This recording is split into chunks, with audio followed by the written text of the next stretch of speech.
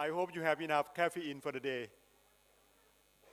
and had a nice sleep yesterday. Please take seats.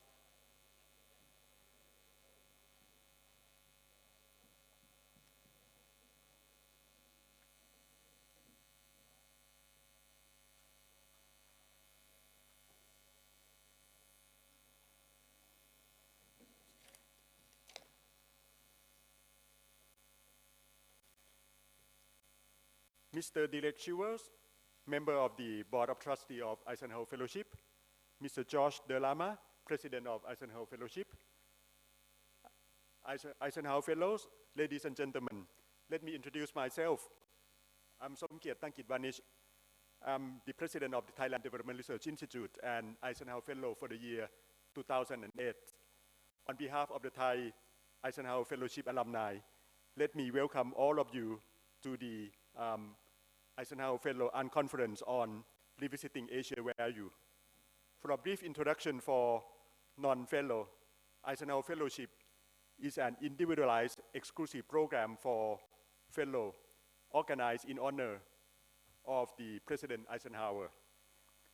During the 6 weeks, fellows who are selected from each particular country will have a chance to travel in the US and will receive 3 gifts. I myself have received the same gifts.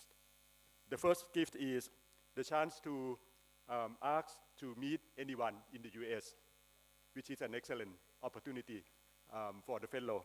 The second one is the chance to meet contemporary fellow in your cohort, about 25 of them in each particular year. And the third one is an access to the Eisenhower Fellow Global Network of Alumni. Today, we are going to have an unconference. By saying an unconference, what is the un? I'm sure it is unconventional, not the unprepared conference. Why do Eisenhower Fellowship organize these kind of things? I think we believe in the power of leadership, that individual can make a difference, and connected individual can make a world a better place. Before I begin, I would like to thank the sponsor, the co-financial sponsor, beginning with the PTTEP, and financial sponsors, which include Thai Cardiff Insurance, TSFC Securities Public Company Limited, Standard Chartered Thai, Interlink, Engineering Institute of Thailand, General Electronic Commerce Service Company Limited, and people like yourself.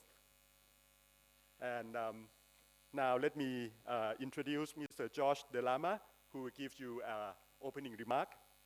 Mr. Josh Delama is a distinguished journalist, international development official, and digital media executive. Josh Delama brings extensive senior management and global experience to Eisenhower Fellowship. Mr. Delama has an impressive record of international engagement and leadership, having worked as a journalist, diplomat, and digital entrepreneur in nearly 60 countries all over the course of his career. His passion as the president of Eisenhower Fellowship is to deepen international understanding across cultures and national borders to make the world a better place. Please let me introduce you to Mr. Josh Delama, the president of Eisenhower Fellowship.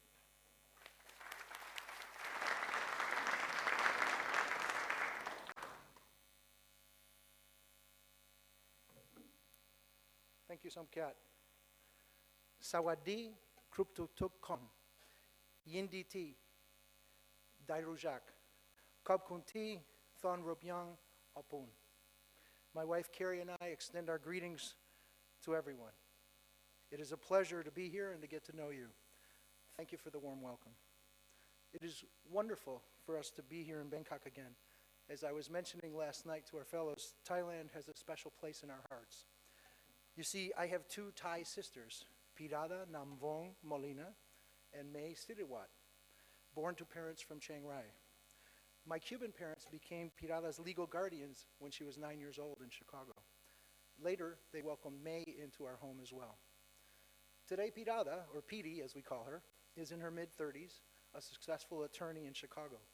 She speaks fluent Thai and English, but also Spanish. May is a thriving marketing executive in Chicago, married to a computer programmer of Thai descent with 2 small children of her own. When Carrie and I visit Thailand, my sister's 4 aunties in Chiang Mai, Chiang Rai, and Mae Sai up in the north take turns hosting us and making us feel at home. So for us, coming to this part of the world really means visiting our family here. That is doubly true now as we've been received by the warm embrace of everyone in the EF family of fellows in East Asia. To our fellows and our distinguished guests, I am thrilled that so many of you came from your countries to be together in Thailand this weekend. As a group, your engagement and your active collaboration across borders exemplify the highest ideals of Eisenhower Fellowships. In your work, in who you are, and in what you do every day, you represent exactly what we are striving to achieve in terms of real-world impact. I'm honored and fascinated to attend this unconference on Asian values and to hear our eminent speakers share their thoughts on how these values can be applied to the region's political, economic, and social development. I am here because as a group and individually, you, our East Asian fellows, beautifully represent the values of Eisenhower Fellowships. The inclusion and diversity of all manner of different viewpoints and perspectives, the energizing exchange of ideas, and the spirit of collaboration you have here. This is something EF can contribute to all our societies, including my own. Eisenhower Fellowships is the embodiment of an idea, the idea that men and women of good faith can come together in dialogue and collaborate to help make this a better world. The idea that engagement leads to understanding, and that understanding leads to cooperation, and that cooperation creates impact. Our mission remains substantially the same as when Eisenhower Fellowships was first founded 62 years ago, to enhance international understanding and to work together to create a world more peaceful, prosperous, and just.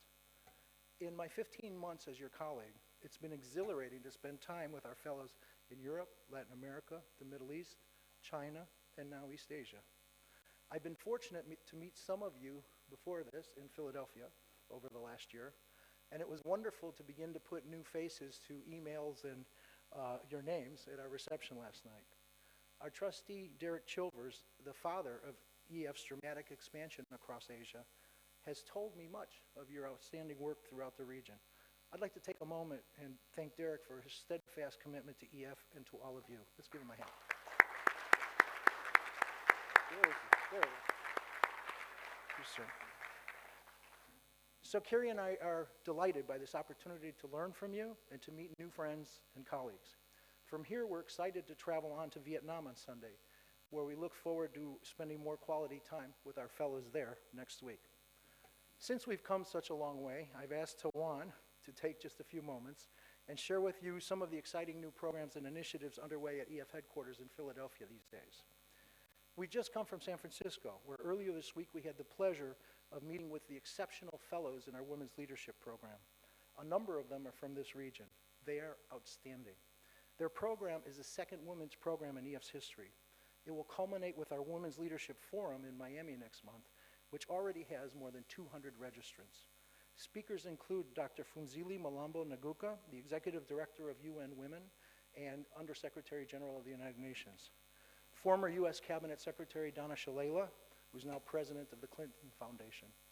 And 50 other prominent speakers from inside and outside our network. My wife, Carrie, who's a very talented filmmaker, will be on a panel talking about the portrayal of women in the media and in film. I look forward to seeing many of you there. Earlier this year, as many of you know, we launched a new component of our USA program with our partners in China. As we speak today, the first cohort of 10 USA fellows are traveling across rural China on fellowship. The Zhixing China Eisenhower Fellowship Program has doubled the size of our overall USA program this year at no cost to EF. This is part of a larger EF initiative to expand the USA program that brings mid-career American leaders overseas. We're on our way to adding 2 new hubs in the United States to the 4 existing hubs that we have. The 2 new ones would be in Chicago and San Francisco. And then the following year, we want to add 2 more in Los Angeles and Miami. We believe that American leaders will benefit tremendously from knowing more about the rest of the world, just as our international fellows benefit from learning about the U.S., sharing best practices, and taking the lessons they learn home. In the meantime, EF has initiated the first program in our history focused exclusively on sub-Saharan Africa for the fall of 2016. We will focus this initial program in 7 countries: Kenya, Nigeria, South Africa, Zimbabwe, Ghana, Tanzania, and Rwanda. Interested leaders from these countries applied to us directly online. This open and transparent recruitment process has already enhanced our program before it even begins by providing a deep and diverse universe of candidates from which to select the highest caliber of fellows. We have received nearly 800 applications from across Africa for this program for 25 slots. This is unprecedented in the history of Eisenhower Fellowships. In the process, this amazing turnout is helping us achieve another strategic objective: getting the word out about the organization all across the continent. The software that has allowed them to come to us directly was created as a gift from one of our more dedicated Eisenhower Fellows, Shahid Mahmood from Pakistan. This is a shining example of our global collaboration that we're trying to foster and support from EF headquarters in Philadelphia. The ultimate goal of this program is to integrate our African fellows with the rest of the EF network over the next 5 years, with conferences, meetings, and other events in Europe, in Africa, in Latin America, perhaps in Asia, in the US, and in other countries. This will culminate in a second regional Africa program in 2021. So we ask all of our fellows across the world to please help us find ways to welcome and incorporate these new African fellows into our global network. There is more going on back in Philadelphia with Diane Shoemaker, our Senior Director for Fellowship, the Senior Director of our Global Fellows Network. We've been working to reinvigorate the former Alumni Advisory Council, now renamed the Global Network Council, or the GNC. A number of you are members of this newly energized body. The GNC has met in person and by teleconference 4 times since last November to provide inputs to our vision and mission and operations. This newly energized entity has generated new thinking on emerging issues and trends for future EF events and conferences, including topics such as the future of work, which was suggested by Rosemary Howard from Australia, who is here with us today. This is an issue of critical importance all over the world, from the Middle East to Africa to Asia to Latin America to my own country. Societies are grappling with how to find meaningful, sustainable, fulfilling work for marginalized young men and women that would give them a stake in the future of their countries. You'll be hearing more about this subject soon. So the GNC is already making an impact as we plan our programming in the years to come. We've also been cultivating partnerships with other prominent and distinguished organizations in order to stretch our strategic footprint and elevate our profile. Toward that end, we've entered into a new strategic content partnership with the Huffington Post, which has created an Eisenhower Fellowship platform within the HuffPost site, with its more than 100 million unique visitors each month. This will allow EF fellows all over the world to feature their expertise on myriad issues, focusing on the paradigm of what works, which our network is uniquely positioned to address. Other partnerships include the Miami Forum, which is being developed in collaboration with Ashoka Foundation, the German Marshall Fund, and other leading international fellowship organizations. Along these lines, Jose Ugaz, a prominent Eisenhower Fellow, an attorney from Peru, he's the chairman of the board of directors of Transparency International. Jose is interested in a strategic global partnership with EF to join forces and battle corruption around the world. Jose, I've asked him, please, I want to hear what you're thinking. So Jose will be talking to the leaders of our Global Fellows Network about this at the GNC meeting in Miami next month. Meanwhile, we're undertaking a strategic review of our programs, looking to see where we can have the most impact, geographically, especially by regions, but also thematically. Our fellows working through the GNC are contributing to this exercise. This includes exploring ways to broaden our recruitment of candidates so that leaders aspiring to be fellows increasingly come to us, just wanting to be part of our fabulous organization, just as they're doing in Africa. We want to do this in a way that nourishes existing nominating committees, yet increases the diversity of our candidates. It will help us greatly expand our reach and get the word out about EF in the process, just as we're doing in Africa. This means there will be more competition for slots in our programs, and that's already begun. But as all of you showed with your outstanding candidates for our Women's Leadership Program and for next spring's Multi-Nation Program, you are more than up for the challenge. Eisenhower Fellows are not afraid to compete in the pursuit of excellence. Back in Philadelphia, we're professionalizing our development operation and shaping a long-term strategic fundraising plan to help secure our financial future. This features the cultivation of new potential donors and will lead to a new campaign for planned giving and ultimately a capital campaign down the road to grow our endowment. We've hired a new director of communications, Gypsy Guillen-Kaiser, who did fabulous work at the Committee to Protect Journalists and at Transparency International. She will be helping raise our profile and get the word out about EF and the wonderful work that our fellows do. Along those lines, it's a work in progress, but it's clear that in our future, our fellows will be at the heart of our branding. Leaders and doers all over the world, like so many of you right here in East Asia. Finally, we've increased the diversity of our board of trustees, bringing in 5 new trustees since last summer. Significantly, 3 of them are women, nearly doubling the number of women on our board from 4 to 7. We still have a long, long ways to go, but we're making progress. I would love to see new trustees from overseas, especially from East Asia.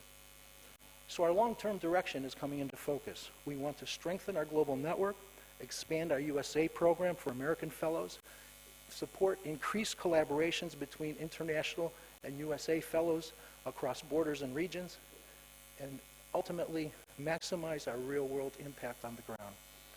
This in many ways is a natural evolution from our distinguished history and the way we believe will ensure EF's continued relevance into the 21st century. In this, as in everything else, we deeply value and appreciate the contributions of EF fellows, supporters, and friends across our global network. EF exists for you, the fellows, and for the great work you can do and the impact you can have with our help. Nowhere is that more visible than right here in East Asia. This unconference is a wonderful testament to that. So, kap kun kap, thank you all. This is an exciting time at Eisenhower Fellowships, and I'm honored to be here with all of you and our extraordinary fellows this weekend. Thank you very much.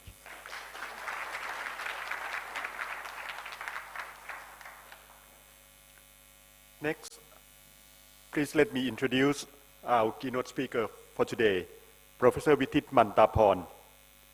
Professor Vitit Mantaporn is currently Professor Emeritus of the Law Faculty, Chulalongkorn University in Bangkok.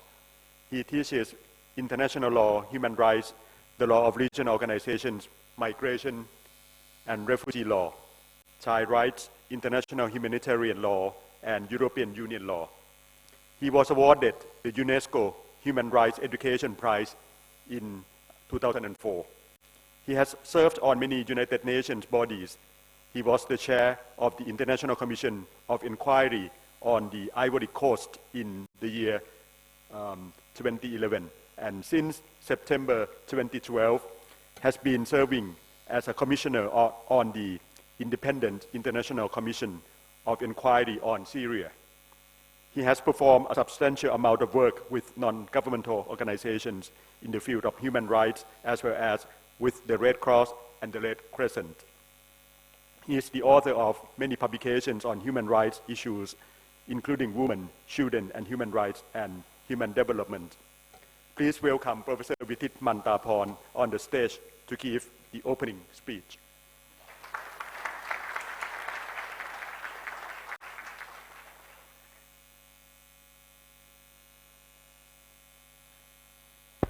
Sawasdee krab. Good morning. First of all, let me thank very warmly the organizers for inviting me here, and special thanks, of course, to Eisenhower Fellowships, and a warm welcome to the President and his spouse. Warm welcome to everyone, all the fellows and families and friends who are here. And I'd like to thank also my Thai friends who are very active and have brought us together, particularly the President Somkiat here, and Kun Rapi and Dr. Kitipong there, and also congratulate Dr. Retai there for being appointed the new Governor of the Bank of Thailand. And looking back, thank Eisenhower for the great experience of learning. if you ask me what I was doing in, was it year 23, I think, or 22, 2003, rather, two. I chose to visit prisons. So I was a sort of prisoner in the US, particularly juvenile prisons.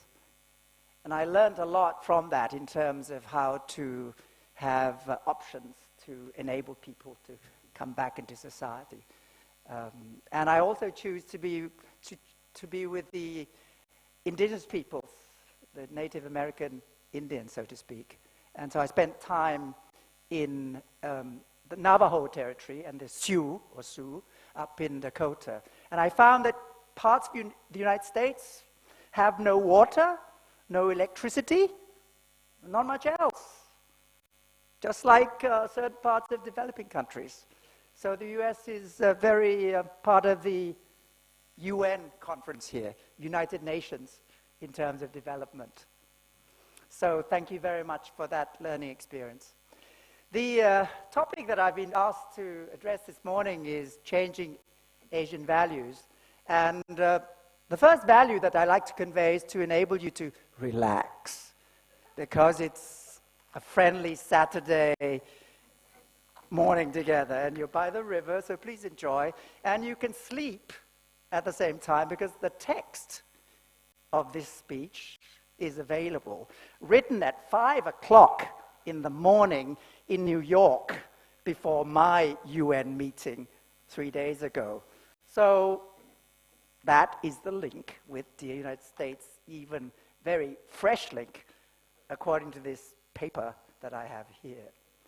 But when we come to Asian values, if you look to a very famous global weekly just in April of this year, there was an article on Asian values. And basically it dealt with the phenomenon of family companies, family enterprises, particularly in Asia, with a certain value added. And that article looked at family companies as an alternative to public companies with two value added. One, the family company is a way of transmitting knowledge and wealth, together with the wealth of contacts and the name of it all, in terms of transgenerational interchange. And then secondly, of course, the fact that the family company is also a means of delving into the educational perspective in terms of investing in the generations so as to help perpetuate success. So that was the message of that article early this year from this global newspaper. Not forgetting that there's also a value subtracted, and that is a value subtracted that if wealth is to accumulate here or elsewhere, we also have to think in terms of equity. Not equities in terms of investment, but equity in terms of wealth sharing and resource allocation, given that we do wish to be also a caring society. So that is a message perhaps learned from that article early this year. But really, the words Asian values emerged in the 1990s. Not a new term, but a certain term that was used and maybe abused at times in the 1990s. And at that time, many Asian countries, especially in East Asia, were enjoying record economic growth. The economic tigers were on the prowl, very confident about themselves, and there were certain features of the term Asian values that emerged in the 1990s, including the following.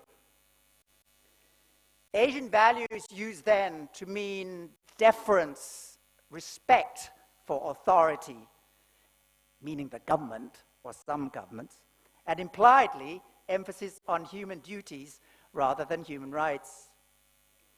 Asian values to mean prevalence of collectivity, maybe family, over individuality. Asian values meaning preference for economic rights rather than political rights. And Asian values then implying certain claimed hard work, diligence as a trait from Asia in the face of the world. And that claim, sometimes a bit complacent also, suffered a serious blow to its ego in the 90s, because in 1997, this region underwent a ginormous economic and financial crash. So at the end of the 1990s, what you saw was that the Asian tiger, which was previously on the prowl, became the Siamese cat, meowing more gently and less confidently. And at the end of the millennium, the advocacy of Asian values subsided a bit, became quieter, and we became more concerned with transitioning, and particularly at the macro level with free trade areas burgeoning in the region. But today, interestingly, the term is reappearing as its incarnation from the past or reincarnation in other forms. So what are some of the stakes in addition to the family-based analysis that Global Weekly was highlighting in April of this year? Let me give you 5 dichotomies. 1, heterogeneity or homogeneity. Whatever claim is made on behalf of the so-called Asia, I think it should be modest. The region is an enormous region. Depending on how you count the countries, there could be 50 countries or more. What the claimed Asian values, particularly of the 90s, did was to endeavor to advocate that there are common values differentiating this region from the rest of the world, while covering the whole geographic spread of Asia. To be fair, however, the region is heterogeneous rather than homogeneous. West Asia, Middle East, slightly different from East Asia. So we have to be a bit careful with the homogenized approach, particularly if that means representation of only a few rather than the many. And the claimed Asian values would also have to think in terms of how there could be some too easy instrumentalization of the term in a certain setting of some strong leaders who are not necessarily pluralistic at all, but most probably monopolistic. In fact, in the 1990s, the main exponents of the Asian values were 3 governments, which shall remain nameless, so you can relax. 1 small, 1 medium, and 1 large, all from parts of East Asia, rather than the totality of Asia, and yet wielding enormous political clout till today. 2, universality or particularity. A key test of values is the commitment to protect human beings, particularly their rights. In the 1990s, there was a conundrum in this region which persists till today. Some Asian governments were trying to claim that universal human rights standards were and are subjected to regional particularities. In other words, according to them, if there was a conflict between international standards and national or regional practices, the latter would prevail. The tendency to uphold regional particularities appeared in 1993 in a document adopted by Asia-Pacific governments known as the Asia-Pacific Declaration of Human Rights, which preceded the 1993 World Conference on Human Rights in Vienna. Incidentally, the non-governmental organizations from the Asian region also congregated in Bangkok in 1993 to adopt their declaration as a counterpart to the government declaration. So we have a non-governmental Asia-Pacific declaration, as well as a governmental Asia-Pacific declaration from that area. And interestingly, the non-governmental declaration highlighted universal standards, in particular the 1948 UN-blessed Universal Declaration of Human Rights, as well as the human rights treaties and standards, such as on children, women, which constitute today's universal standards. Interestingly, at the World Conference on Human Rights in 1993, there was convergence and a compromise. So the global community, including all the Asian countries, adopted what is known as the Vienna Global Human Rights Declaration of 1993, which fixed this dichotomy of universality versus regionality or particularity. And the way it fixed that dichotomy was this. In a famous paragraph of 1993, it said that while regional particularities and national particularities are to be borne in mind, it is the duty of states to promote and protect human rights and fundamental freedoms. Now, if you're a lawyer, that phrase means if there's a conflict between universal standards and regional standards, universal standards prevail. But nothing wrong with regional standards if they're higher than universal standards. No problem. But it's when they are lower that there is a problem. 3, indivisibility or divisibility of human rights. Another part of the conundrum from the 1990s is that some governments were trying to, and are trying to, promote and protect only some rights while distancing themselves from other rights. Yet that diverges from international law, which advocates the indivisibility of human rights. So what do we mean? That indivisibility is anchored on the connectivity between civil and political rights, such as freedom of expression, peaceful assembly and association, and economic, social, and cultural rights, such as the right to food, education, and adequate standard of living. They must be promoted and protected together. Yet some governments then and now were and are more favorable towards economic rights rather than political rights. This is evidenced daily by their emphasis on economic and commercial development vis-à-vis political development. Their preference is for rice rather than rights in their totality. Yet the irony of the situation is that unless we enjoy the right to comment on the quality of the rice, we may all suffer ultimately from political indigestion. Incidentally, the non-governmental group in 1993 categorically rejected the divisionist approach. In other words, one set of rights cannot be used to bargain for another set of rights. We want them all. Fourthly, generality or specificity.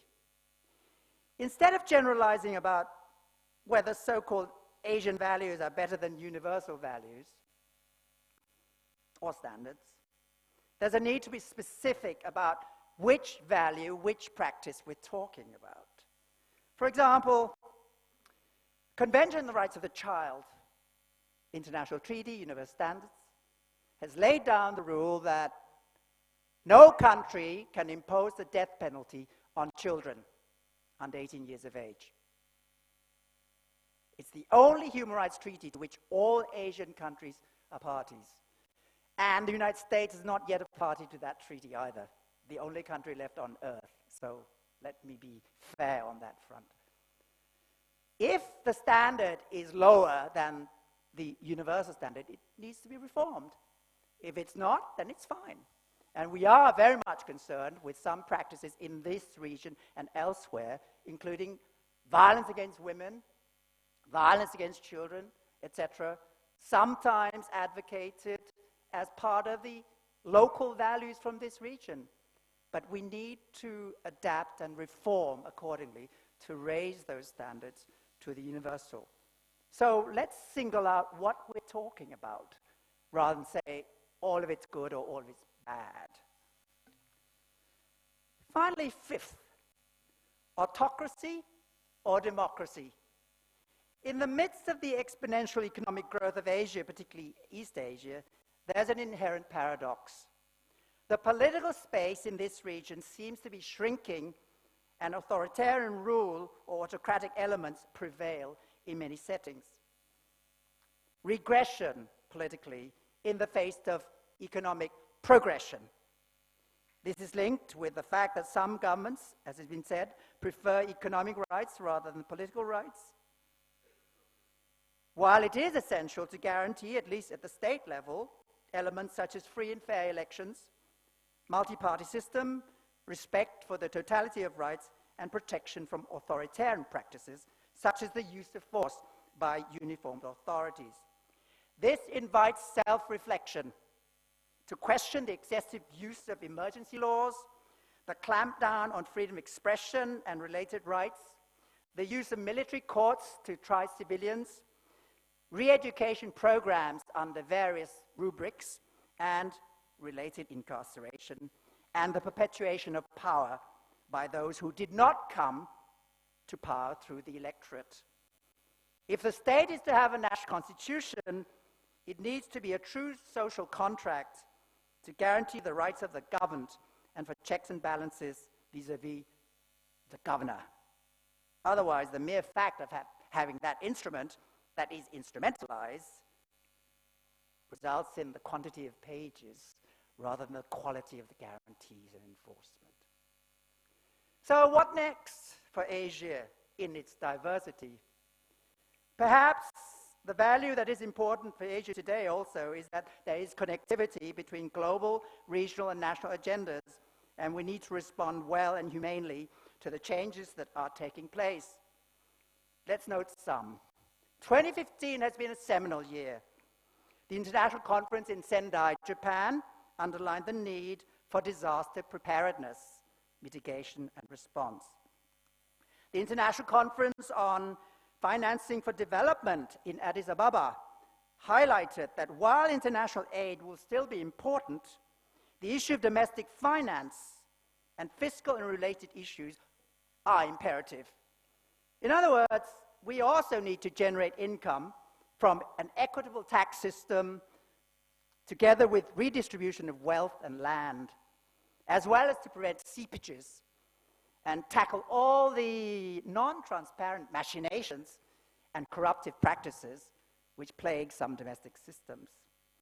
The recently adopted Sustainable Development Goals in New York highlight the agenda for the next 15 years, including eradication of poverty, access to quality primary and secondary education, plus preschool, elimination of child labor and implementation of labor rights, access to justice and the rule of law, and peaceful and inclusive societies. To end this year, there will be the climate change conference in France, and we need to cap the rise in global temperature to no more than 2 degrees Celsius in the next phase. And next year, there will be the World Humanitarian Summit in Istanbul, which no doubt will have to deal with people on the move. Under the inspiring P's of people, planet, peace, prosperity, and partnership. Concomitantly, regionally in Asia, the 10-country ASEAN region has reached its 2015 goals of liberalizing some key areas, while others need further exploration. In fact, the agenda has to date been concerned very much with free trade of goods and more recently services. What needs to be harnessed in future is the wheels of economic and social progress, including freer movement of peoples in the region, not simply expatriates and executives, those who are wearing neckties, humbly, but also blue-collar workers and ordinary citizens, with due regard to the rights of migrant workers and shared benefits. The scope is expanding with the emerging Regional Comprehensive Economic Partnership to broaden the regional integration to cover some 16 Asia-Pacific countries, and there is friendly competition also from the Trans-Pacific Trade Partnership, offering good competition from some 12 countries at least. However, while there is much emphasis on freer flow of goods and services, the recurrent issue of people and planet cannot be denied. At the heart of all this is the fact that even where the national gross domestic product will be turned into some macro gains, what happens at the micro level cannot be forgotten, and there is no automaticity. We need express policies to equitize, decentralize, and respond to local needs.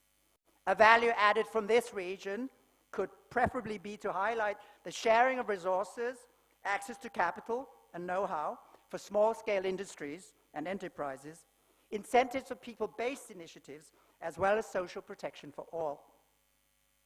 So the truism to be cherished is that there are many great values in Asia which enjoy great confluence with international aspirations.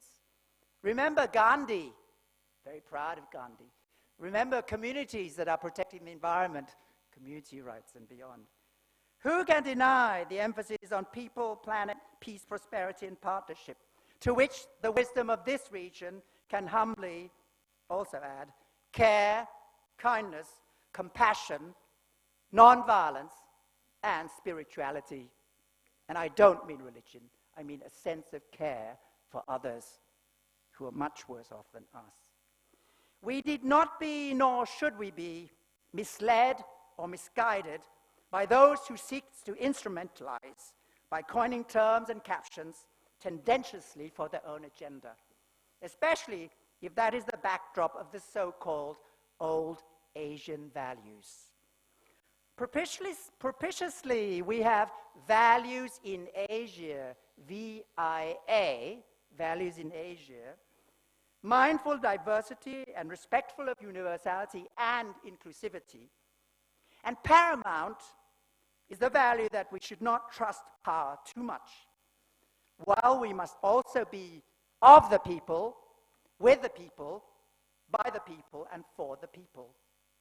Amidst the constancy of change and the volatility of our times, with a profound sense of humility and humanity. Thank you very much.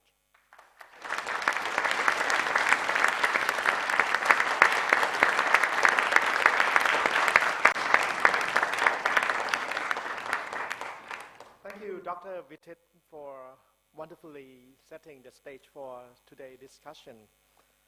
There are so many paradoxes that we as a society is going to think about. I'm not going to summarize what he said, but the next panel discussion is going to be a good follow-up on what Dr. Vitit just said. The next panel discussion is on Asian democratic and social values. The moderator of this panel is the news editor and the anchor of the Thai PBS, the first public broadcaster in Thailand. A 2013 EF Fellow, she has served new reports every weeknight. Her programs include news coverage and interview news personalities. Her beat is on social issues, international relations, women's issue. She aims at enriching the audience, creating awareness through news and analysis. Please let me introduce Dr. Natha Komonwatin to the stage as the moderator of the panel discussion. As we have gone over time a little bit, I will stop you at 11 o'clock.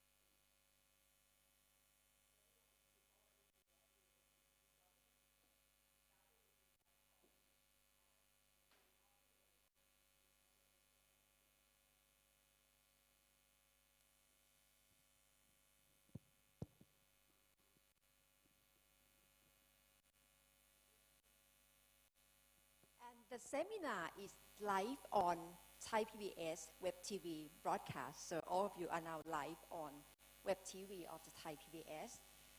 And you are just here at the right place to discuss democracy. Welcome to Thailand. And I would like to invite our four panelists on the stage so I can introduce all of you at the same time. Can I invite Dr. กิติพงศ์กิตยารักษ์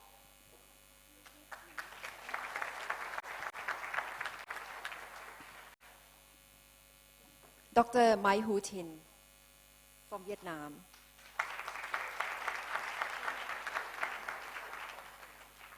and Miss Kamencita Abela from the Philippines.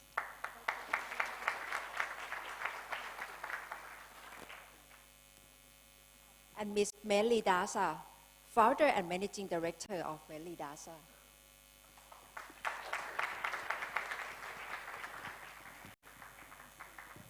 I think we can spread over on the stage, four of us and one.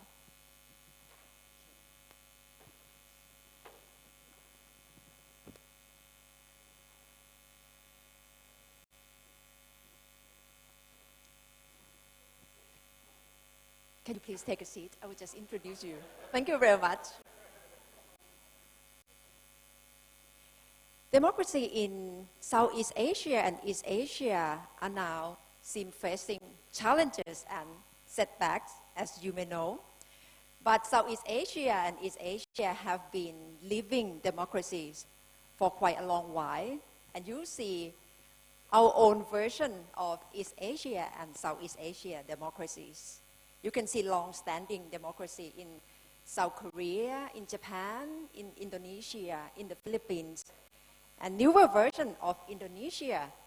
And you also see a different form of one-state democracy in Vietnam and also in China. So in fact, we have different forms of democracy in Southeast Asia. In September, I just covered election in Singapore with surprising, not really surprising, but perhaps a big surprise to opposition party in Singapore. Next week, I'm going to Myanmar to cover election. And next year, we're going to have election in Taiwan in January, and the Philippines in May. And then Thailand, if it's following the roadmap, it will be in the middle of 2017. And in Malaysia, we will be in 2018. So it's lining up of democracy in Southeast Asia. But election alone may not be only regarded as the only component of good governance society, because we have so many values.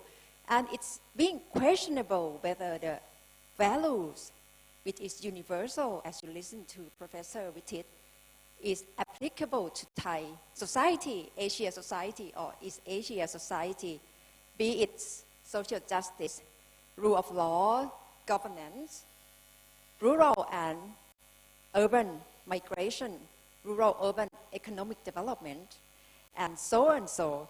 So today we're going to listen to four panelists on what are changing Asia values in terms of democratic and social values.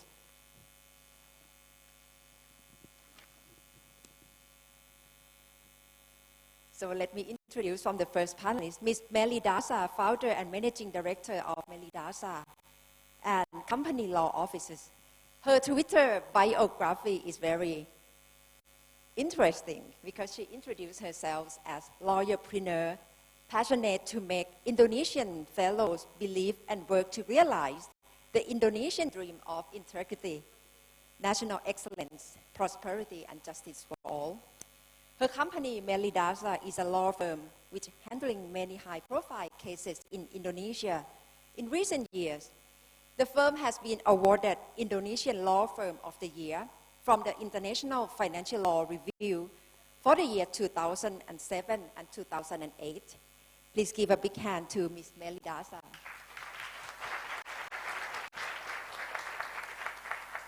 The next lady, Ms. Kamencita Abela, President of Ramon Magsaysay Awards Foundation.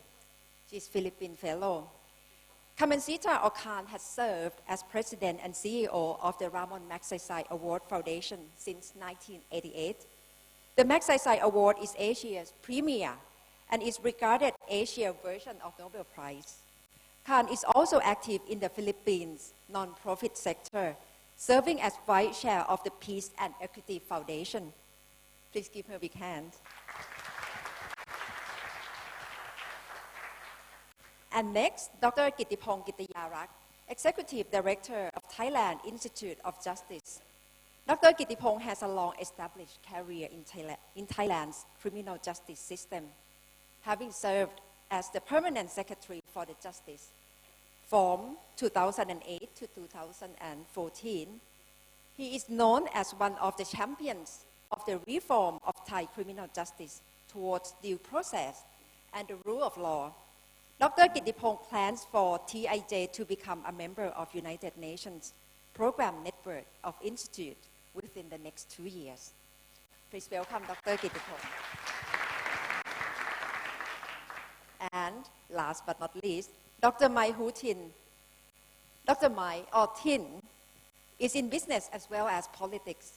He is chairman and CEO of the company UNI Investment Corporation, which is one of the Vietnam's leading investment companies, specializing in property development and organic farming. He is also a non-party member of the National Assembly and is passionate about ensuring that public policy supports business development. Please welcome Dr. Mai Hu Tin.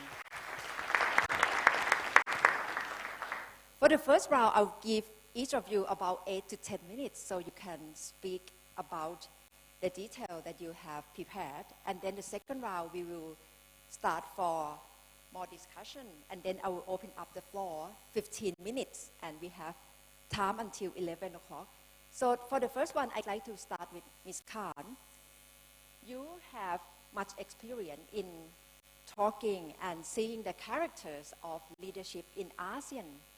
So far, what's your record of global leadership, especially leader in ASEAN, and what's the character of those leadership that can contribute to democratic development in Asia?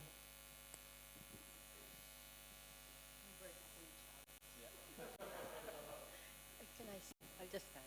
May I stand?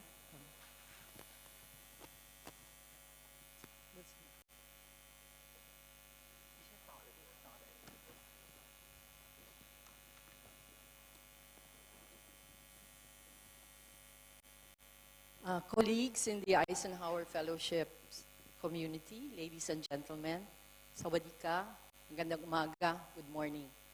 I'd like to begin my presentation with a short video, if you don't mind, that kind of captures the message of the presentation.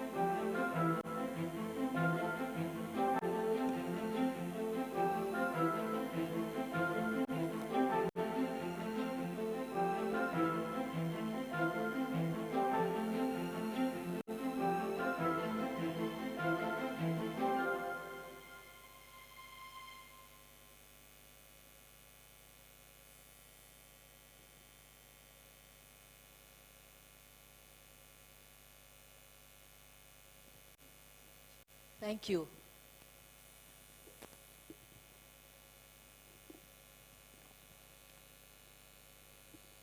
So I hope that helped wake you up and give you a taste of what my sharing this morning will be about. So specifically, I will speak briefly from three perspectives. First, as a sociologist, a student of society and culture. Second, as a Filipina, living in an evolving democracy. And third, as a witness to the many changes happening in Asia and some of the inspiring leaders in this vast and complex region. Two well-respected social scientists, Gabriel Almond and Sidney Verba, present a useful framework that helps us connect political systems with social values. Almond and Verba, through their studies, assert that democracy consists of both a political system and a civic or political culture. And political culture defined as a pattern of orientations, whether these are cognitive orientations, knowledge and beliefs, feelings, and eventually evaluative judgments of support or resistance towards a political system. These orientations are influenced, are reflected in different political cultures. So they talk about three stages or three typologies of political cultures, which I feel is a relevant framework for us to understand the diversity of democracy in Asia. They talk about a parochial culture, typical of simple or tribal societies where roles, political and social and religious roles are relatively undifferentiated and undefined, and therefore where the participation of citizens in decision-making and planning is relatively low or zero. And then there is what they call a subject culture, where political roles, religious roles, leadership and power is centrally assigned. And this would be typical of monarchical, authoritarian, or dictatorial forms of governance. And citizen participation is low or zero in terms of decision-making and planning, but rather strong in terms of complying with or enforcing decisions made by the powerful or the governors of that society. And then the third is what they call a participant culture, where roles are differentiated, defined, and institutionalized in governance structures and systems, and where therefore citizen participation is allowed in the decision-making and planning and in the enforcement of plans and decisions. The other consideration is where do the values come in? So we see that the diversity of Asian histories and socio-cultural traditions help to explain the diversity of our democratic systems and political or civic structures. And in this regard, we can look at what are the traditions or patterns dominant in different parts of Asia that shape the political cultures that have evolved. So one of the factors or one of the sets of traditions are the philosophical or religious traditions. And you can see that in North Asia, Southeast Asia, and South Asia, there are different dominant traditions. A second factor that shapes our democratic values in different ways are our respective political histories. Whereas in North Asia, they have little experience or no experience of Western colonial rule. However, they do have some colonization within that region, particularly China and Japan. In Southeast Asia and South Asia, we have long histories of colonial rule. And in Southeast Asia in particular, I guess specific to the Philippines, we have had a colonial experience with Americans, unlike our other Asian neighbors. And of course, the monarchic tradition in Thailand and Cambodia, for example, also has shaped their political culture. And in some of the Southeast Asian countries, communist ideology and political rule. And the third set of shapers of our democratic values in Asia are the sociocultural challenges that are peculiar or characteristic of the sub-regions, whereas in Northeast Asia, there are a lot of ethnocentric tensions, and there is a general, or there is a widespread marginalization of the weaker sectors, the disabled, the elderly, women. In Southeast Asia, we have a lot of baggage from feudal economic systems, and in South Asia, social stratification through the caste system and ethnic divisions and religious intolerance have been some of their challenges. So all of these, taken together, interacting with each other, create the diversity that we all acknowledge in terms of how democracy, rights, and progress are aspired for and attained in our various Asian countries. While comparisons are odious, it is helpful to see the contrast or the emphasis, the different emphasis that are reflected in liberal democracy, the Western liberal democracy, democratic cultures, and Asian cultures. So there is easier identification with individual rights and welfare in the Western cultural tradition, a lot more of an emphasis on collective welfare in Asia. Personal achievement and excellence are honored. Social harmony in Asia, however, is often put on top of or above personal achievement. Social controls heavily in Asia are focused on avoidance of shame, whereas in the more Western societies, there is the social control of avoidance of guilt. Reciprocal and sustained relationships are very important in our value system, sometimes at the sacrifice of contractual or transactional obligations, which are much more emphasized in Western value systems.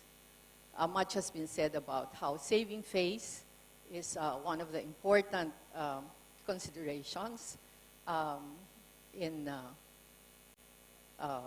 social behavior in countries, whereas personal conviction is something that is held to be very, very important and not to be sacrificed in many Western value systems. Oops, sorry.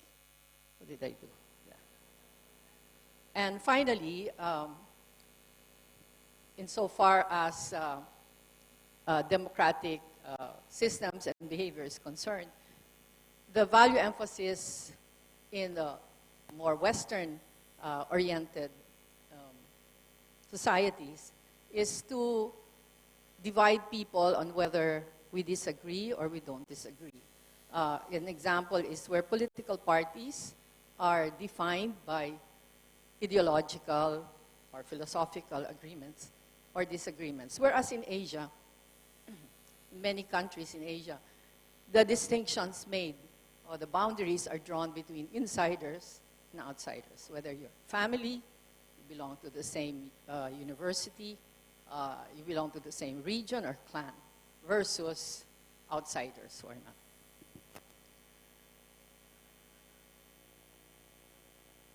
So all of these help perhaps to understand why Western inspired democratic systems sometimes find difficulty in practice in the context of Asian values. My second perspective is as a Filipino, and there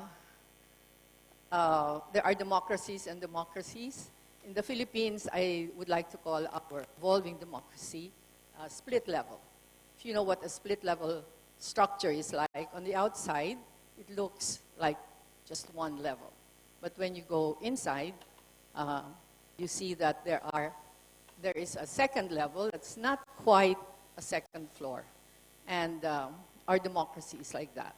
On the outside, we look like a very well-defined democracy following very rational principles, very clear legal systems. But when we go inside, it's something else. So the cultural fit of democracy with the Filipino psyche is that given our Malay and Christian roots, we are generally communitarian. We are pacifist. We took 300 years of colonial rule without mounting a revolution until the late 1800s. We value social harmony, and generally we have a basic respect for the rights of all, women and children included. But we have had a history of derailments. Specifically, we've had 3 derailments. Our Spanish colonization, which, however, in 1898, the Philippines was the first colony to declare independence and set up its own government. But I think that was about 2 years, and then we lost it, no? Because Spain lost to America, and we became an American colony. And for 50 years, we remained such a colony. But in 1946, we were also the first colony to, or recolonize society to negotiate a democratic transition. And we became a republic. Our third derailment was internally generated by our former president, Ferdinand Marcos, who declared martial law in the name of peace and progress. But that turned out to be a form of authoritarianism or a masked dictatorship. In 1972, happily, we recovered from that derailment.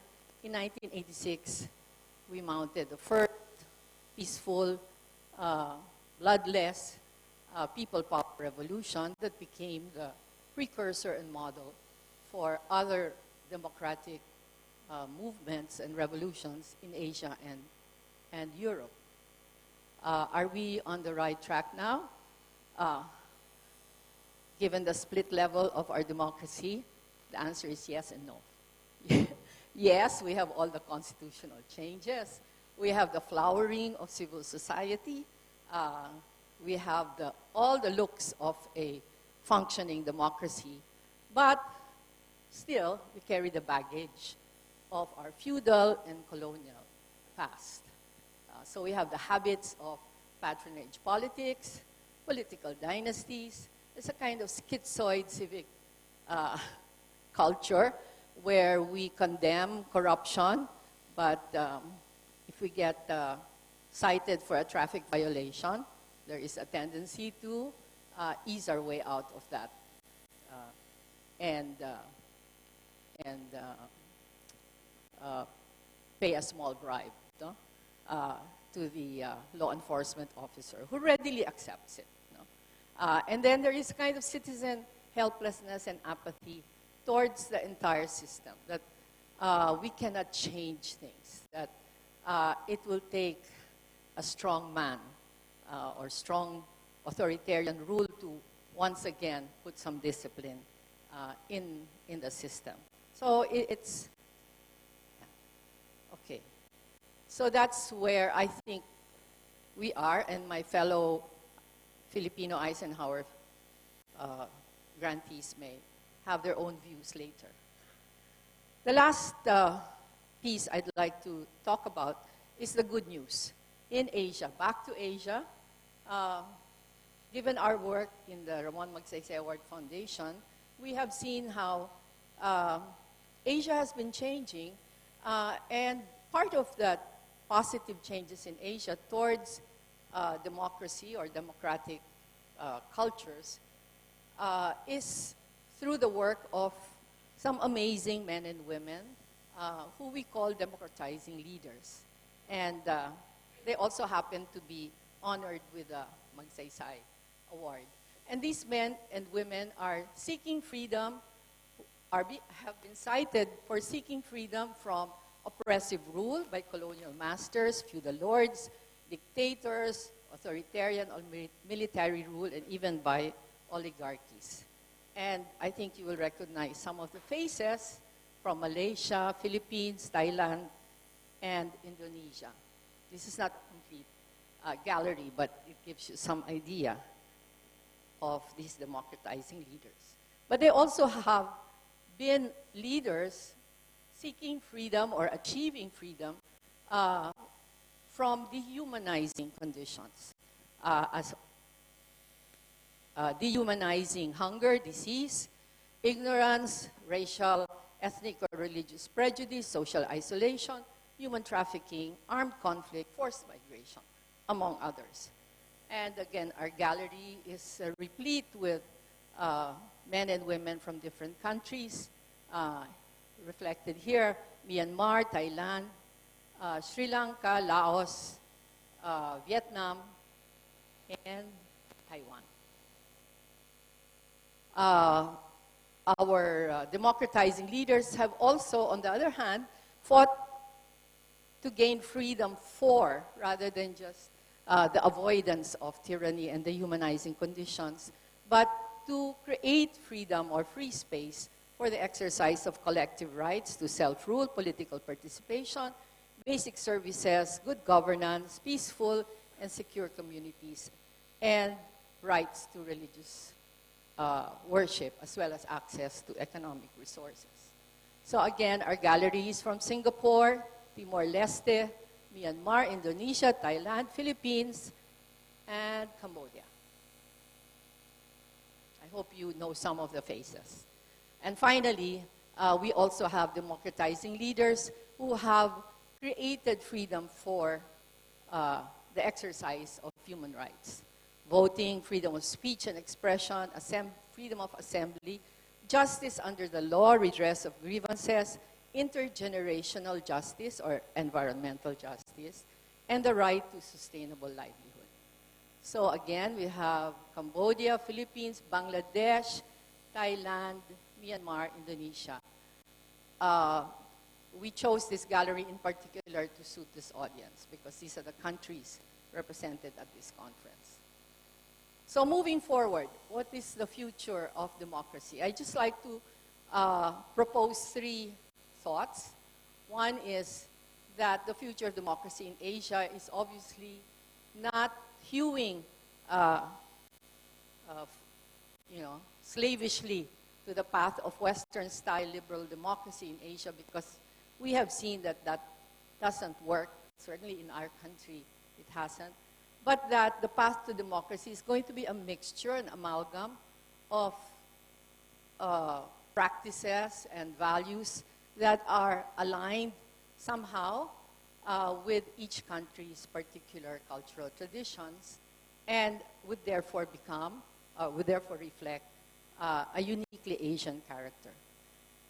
The second point is that while there is a debate between political and economic freedom, in countries like the Philippines, where you have conditions of mass poverty, attention to economic freedoms must be a priority, as even with the political freedoms, we are not able to attain the kind of aspirations for peace and prosperity that the poor are seeking. And the third is that civic empowerment, or the development of a responsible citizenry, will be accelerated only if we strengthen the educational system and if we allow free and widespread consumption of information, especially given the multiple platforms, the digital age, that allows for global, transparent, and real-time information. So just by way of a recap, democracy in Asia is better understood in the context of the stages of political culture reflected in our societies and the diversity of philosophical influences, historical traditions, and social-cultural challenges that have shaped each of our countries. That despite the dominance of the Western model of liberal democracy in the formal institutions of democratic Asian governments, the practice of democratic rules and rights continues to be mediated by and adjusted to our shared value emphasis in our Asian societies. And arguably, the results will evolve the Asian model of what we might call a social democracy, but even that term may be politically loaded the way it is used. The third recap statement is that Asia is rich with examples of democratizing leaders who have worked both for freedom from oppression and dehumanizing conditions, as well as freedom for the enjoyment and the responsible exercise of collective and individual rights. And based on our successful Asian models, a stronger focus on economic freedoms to eradicate mass poverty is crucial to creating the foundation for a sustainable democratic political culture. And finally, functional and civic education coupled with free and widespread consumption of information are our key resources for Asia's democratic future. Thank you.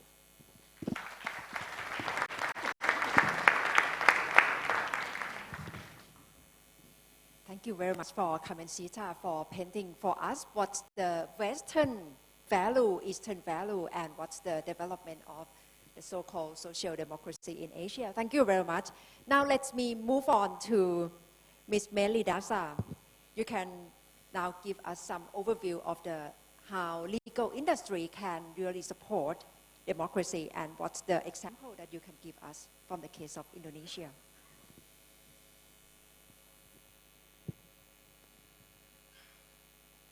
Actually, with all due respect, all the introduction that we're discussing the legal industry, I would actually like to talk about this topic with the idea of revisiting Asian values, particularly as the experience not only basically as a woman, as a child who was born in the start of the new order, and also as someone who witnessed the transition of Indonesia into a democracy.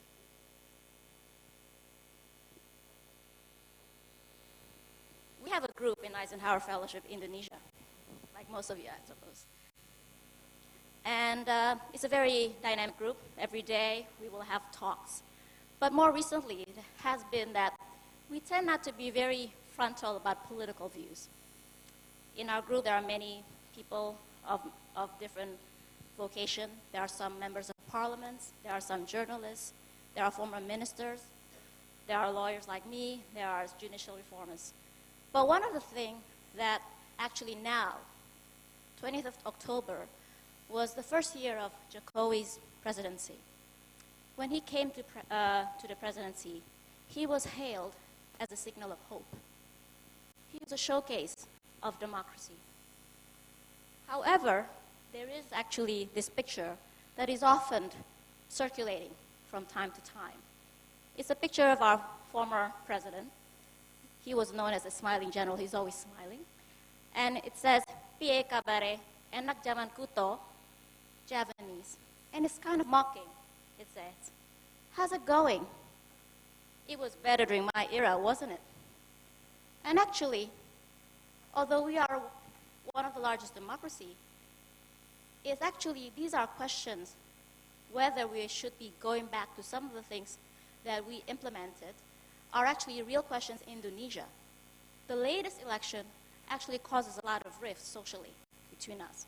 Many people ended up not talking to each other because of, say, their support for Prabowo versus Jokowi. But I think that is actually useful because there's not as much English literature on the Suharto Asian values to revisit actually what Asian values in Indonesia was and what it should remain if it is supposed to be a guiding force of good in the future.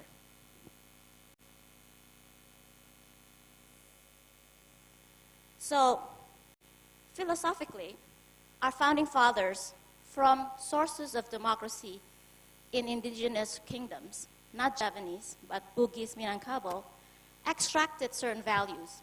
And actually, that is actually reflected in our fourth pillar. And I deliberately translated this very literally. Because if you go to the Wikipedia, you will find that the fourth pillar is actually translated as democracy guided by inner wisdom in the unanimity arising out of deliberations through representatives. Really a mouthful. But I have to say that kerakyatan is not the same as democracy, and actually the term democracy itself is actually a foreign term which only later came up. So I have to say that when you talk about the Indonesian philosophical concept, we have a very specific concept of what we call democracy, which is basically consensus building. In addition to that, we have 5 pillars, but I do want to highlight one of the pillars because I think it's very important, and increasingly so, given that Indonesia is the largest Muslim population in the world, is actually the pillar that is sometimes translated as monotheism, religion. But actually it says believe in the oneness of God. And again, I wanted to be deliberate about the translation because basically what this pillar says in relation to the fourth pillar is that first there is a secular state in Indonesia. There is no Islamic state. And yes, because it is one God, then actually it sort of implies that Islam is actually dominant over non-Islam such as Christianity, but also that it also dominates over polytheism. Yet basically, as a matter of principle, we have no right to be atheist or agnostic. Now, Suharto found it very convenient to translate the ideology of Pancasila during his rule. As we know, he was our father, development father. And he translated Pancasila for the purpose of development, whereby he also took out certain principles, whereby the individual is not as important as the whole society. No right exists without complementing obligation. And human rights generally is not a priority so long as society's need for basic economic needs have not yet been fulfilled. And that because individuals' tendencies for selfish aspirations must be controlled, then there is justifications for strong rules and instrumentalities of the state. Thus, I say rule by law instead of rule of law. And the ruler is assumed as a wise elder, a bapa, a father, and thus given total authority as father knows best. And also, most importantly, is that fundamentalist religion must be curbed and not become a strong social and political force.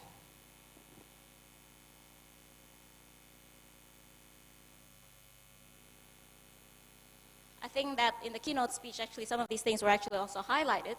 But Suharto basically also emphasized that the idea of developmentalism is not only about how it is politically, but also the mental state. There was basically the idea of mental revolution, which interestingly was brought again by Jokowi, is actually a concept from 1974, whereby actually there needed to be a mentality for development, whereby only through discipline, teamwork, hard work, can high economic growth be achieved. And that also there were certain concepts that basically were used, such as government control over strategic industries as agents of development, and the fact that individuals should just be allowed to go as a floating mass, and political parties should be limited to the ruling party. But of course, as we all know, the Asian financial crisis delegitimized these values and redefined Indonesia's next phase of democracy.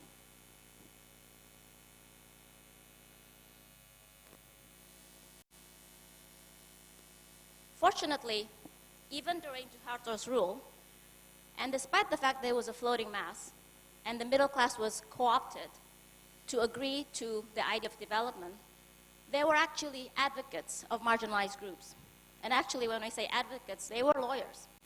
So in the history of Indonesian democracy, lawyers actually played an important role actually to fight for some of the freedoms that have actually identified and colored the democracy of the future. And this included the Legal Aid Institute, where I also interned as a student, and also parties that basically helped the marginalized, whether women, the communists, and also just religious. And basically, this group, also led by student leaders, held to the toppling down of Suharto and continue today as a sound of reason in Indonesia, being civil society. However, in terms of how Suharto has shaped current society, is that for the large part of Indonesia continue to not want to be involved, to not want to be part of the actual instrumentalities of democracy. And therefore you find that the quality of people in parliament are not actually the best people, the same with judiciary, and arguably even the executive, which has become more and more political appointees.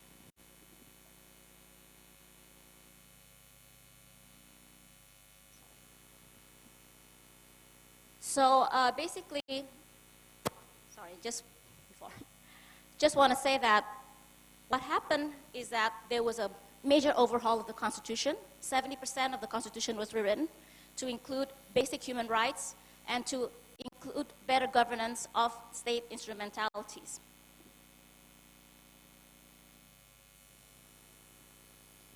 But now, people think that the cost of democracy in Indonesia is way too high. People think Indonesia is not as comfortable as before.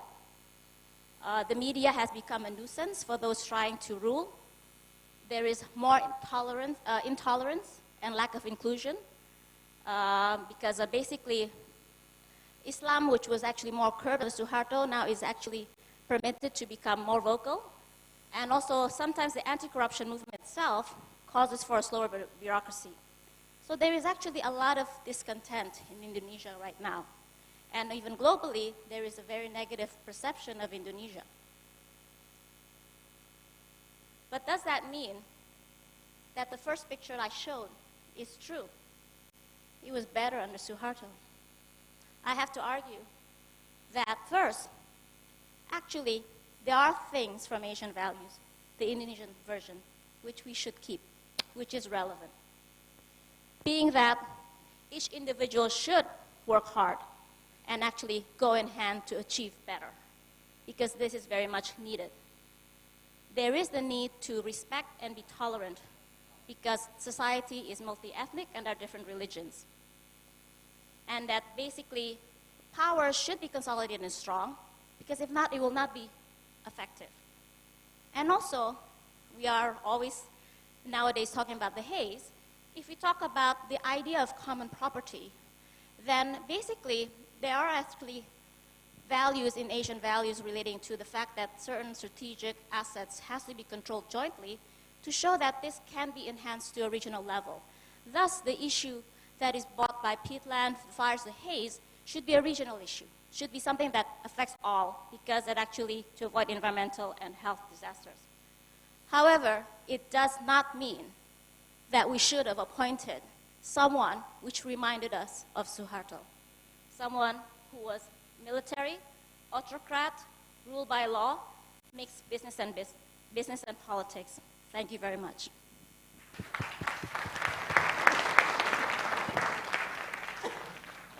Thank you very much, Melly, for providing us with the transitional period of Indonesia politics from Suharto era until the current situation. And you can see at least some answer by Melly, and you can have some answer with yourself what's the democracy has been in transition of Indonesia and whether it's better for the people. Now I'd like to move on to professional in legal as well, Dr. Gittipong Gittayarak, to tell us what do you see from the legal system in Thailand and how has it contributed to democracy, as you are called champion of justice reform system. Thank you, Kunatta. First of all, I am the only Thai Eisenhower Fellow who've been requested by Dr. Sopkiat, which I could not refuse to speak about democratic values at this time. And also as a lawyer and former prosecutor, I would rather, if you allow me, do my presentation in a traditional way of making formal presentation. I hope you bear with me.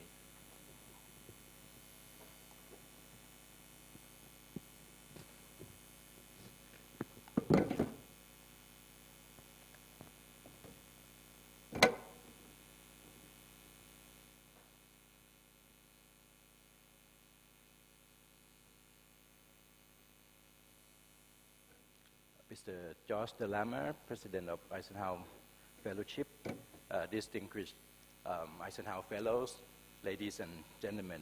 It is really a great opportunity for me to be among all the alumni of Eisenhower Fellow. This brought me back of the good old days, almost 15 years ago, that I and my wife have a chance to travel around the United States, visiting places that I never been to. At that time, focusing on domestic violence and conflict resolution, which I never realized at that time that later I'm going to be invited to join the Reconciliation Committee of Thailand to deal with the conflict, political conflict. My contribution today, which is rather a little bit off my area, on the social and democratic values in Asia, I think what I can contribute from my profession is to bring the perspective of how the rule of law can enhance democracy and how the rule of law can bring a democracy that can lead us to sustainable development. Why this is important? It is because Asia is now the world future engine of economic growth.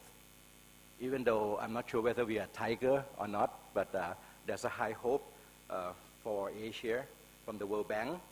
The World Bank said East Asia and Pacific region is one of the main drivers of the world economy, accounting for nearly 2/5 of global economic growth. The IMF also predicts that by 2030, Asia's economy will be larger than both the US and European Union combined. This is from the IMF. I'm not the one who predicts this. As well as rapid economic growth, we have seen a dramatic reduction of poverty.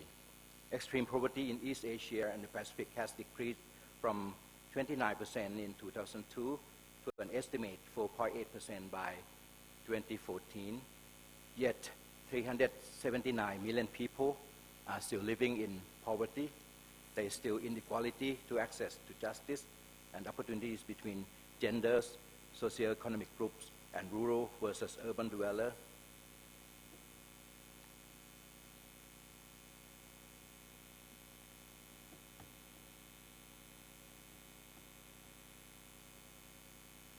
An area that I want to talk about today is how the rule of law can reduce these inequalities to achieve sustainable development for all.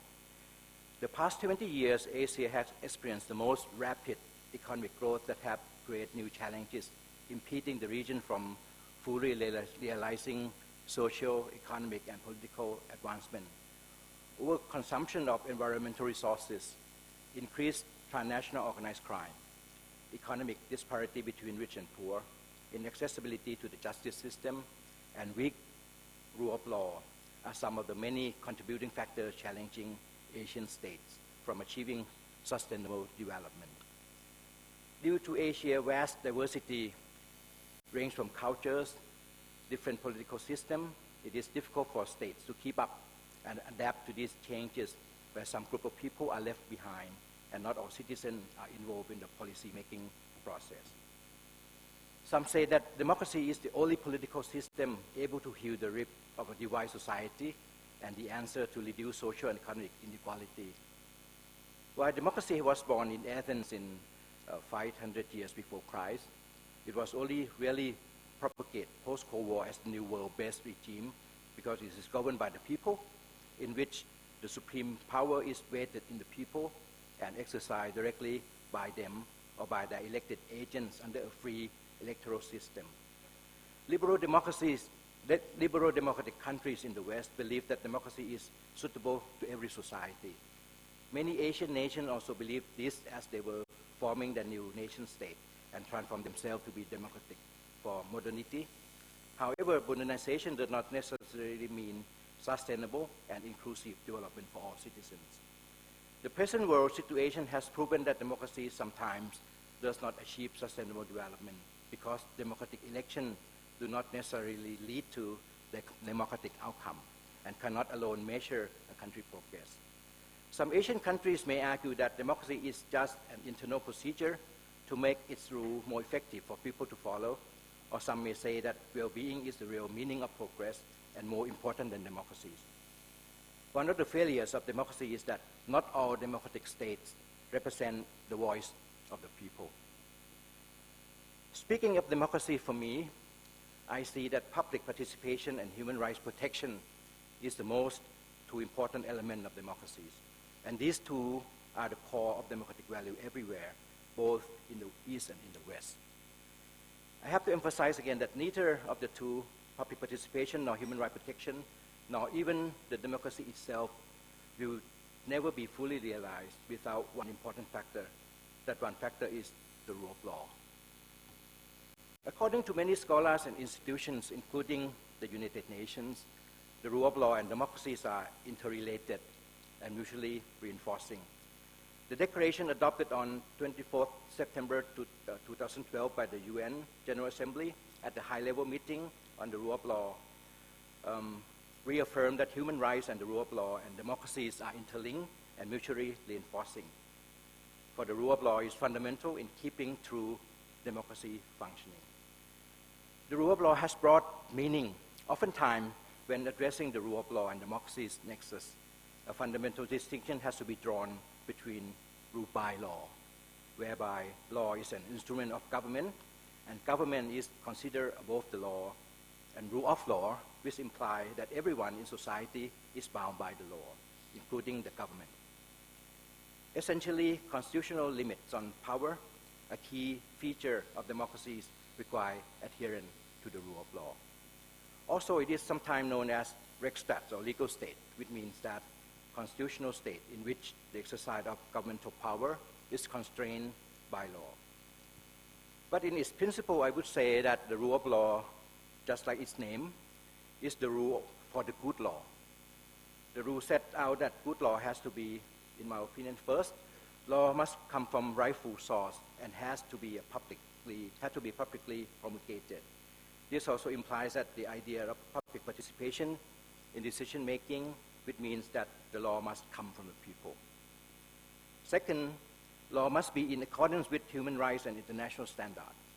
In other words, the content of law must be for the common good, not for the benefit of individual or particular group of people. Third, law must be enforced and applied fairly and equally to everybody, all persons, all institutions and entities, public and private, including state alike. Everyone is accountable under the law. Law must be independently adjudicated. This means that institutions like court and judges need to be independent and real independent and impartial, not being under the power or able to be influenced by politics or power that we. To this, by investing in the rule of law, we are investing in the long-term human rights protection and advancing the inclusiveness, in which in turn enhance democracies.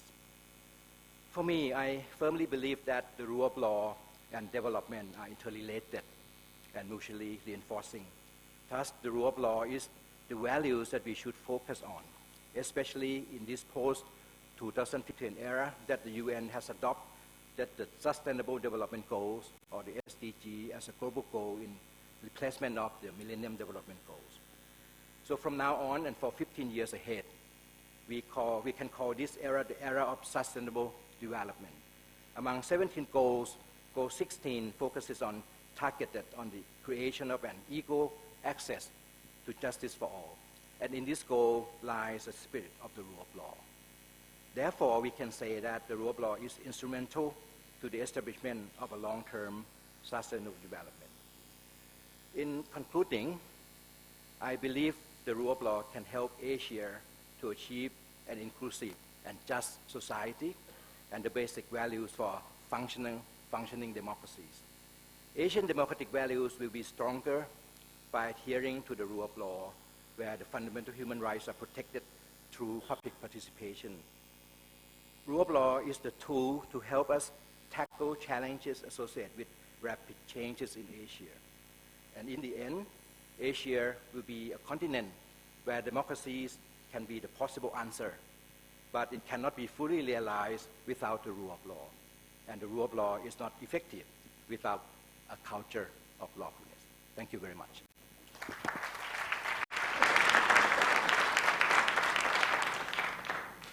Thank you very much, Dr. Kittipong Kittiyarak, for your view on rule of law and how it can be very supportive for democracy.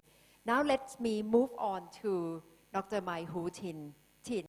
He's a businessman and also a member of the parliament from Vietnam. And you can tell us about what the cooperation between public-private partnership that can help in stimulating policy for working people. Please, Tin. Thank you, Anata. It's almost 11 and I thought I wouldn't have to speak. So I'll be short and I try to take some questions if possible. Nata asked me to talk about democracy and I said, come on, are you seeing me as a joke? Because I come from Vietnam, where we don't have a real democracy today. But just for those of you who are not aware of that, I am an elected member of the Parliament of Vietnam, and I'm not a communist. We have about 10% of the seats in our parliament occupied by independent members like me. Although Vietnam has only one political party, the Communist Party. And do we have democracy in Vietnam? To outsiders? No. To insiders? Yes, to some extent. And that's why we have, in this room today, 6 out of 8 Eisenhower Fellows that we have in Vietnam. I believe that's a record for our country. Is it correct? In terms of percentage. We are here to learn and to see what we can do with you and to bring back to our country and see what we can do in Vietnam to promote that democracy in Vietnam. But at the same time, we are here for another reason, right? We talk about Asian values. But we also have that purpose of how Eisenhower Fellows in the region, in this room, can work together to promote what Eisenhower said himself for a world more prosperous, just, and peaceful. So I'm not going to touch about democracy again because Professor Wittig and all the panelists here have touched on so well, and I found all of those speeches and presentations highly encouraging and highly interesting. But let's see, do we have some values from Asia that can put us in a position to get the whole of this continent moving forward to the level that we see in the West? How can we, Asian people, give a better life to our own people here so that someday that level of living standard can be compared with the West. Isn't that the purpose that we are all after? Yes. And I try to think of how we can improve ourselves and what is the value we can base ourselves on to move forward like that. One thing that I know for sure, that we are a bit different from the rest of the world. Professor Vitit, in his speech, mentioned about the hard-working attribute of Asians. I travel all over the world, I see that everywhere people are hard-working. Right? But it seems that in Asia, we work much longer. And most of us, if not all, are ready to work until we die. Lee Kuan Yew from Singapore is a very good example of that. Henry C. from the Philippines, 91 years old, still working. Lee Ka-shing from Hong Kong, 87, still working. Right here in Thailand, Mr. Dan Yin, the owner of the CP Group, 76, working maybe even harder than some kid and I. So that's the value that we should think about. If we are ready to work that long, if we are ready to sacrifice so much for our children on education, do we have a day that we can be proud to say we have moved from third world to first world, like Singaporeans do? They can be very proud of that. And so how can we, as a bloc from Southeast Asia, I'm sorry for those that are not inside Southeast Asia, with already the ASEAN Economic Community starting to be implemented at the end of this year, think of this as a real challenge that we are part of. A challenge that we must all strive to show that we are doers. We can do things. And to start with, are we fellows here can really work together? I think that's the first thing that we try to have. We don't just think of values that we have had in the past, but we think of other values that we ourselves can create. And if you are in the room, agree with me that as a group, we can do a lot of things to make the Eisenhower Fellowships a better organization, at least in this part of the world, that can contribute more to the development of this whole region. I will be more happy to discuss with you. Thumbs up. Thank you.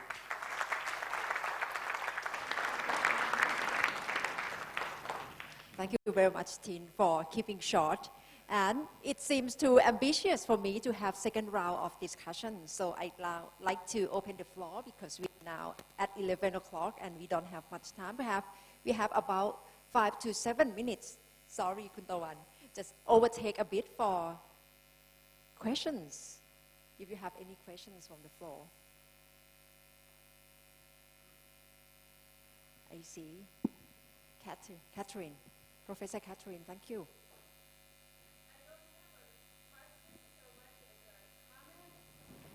So the paradigm where we separate, quote, Western liberal democracy from Asian values, and we portray democracy as a Western concept that started in Athens.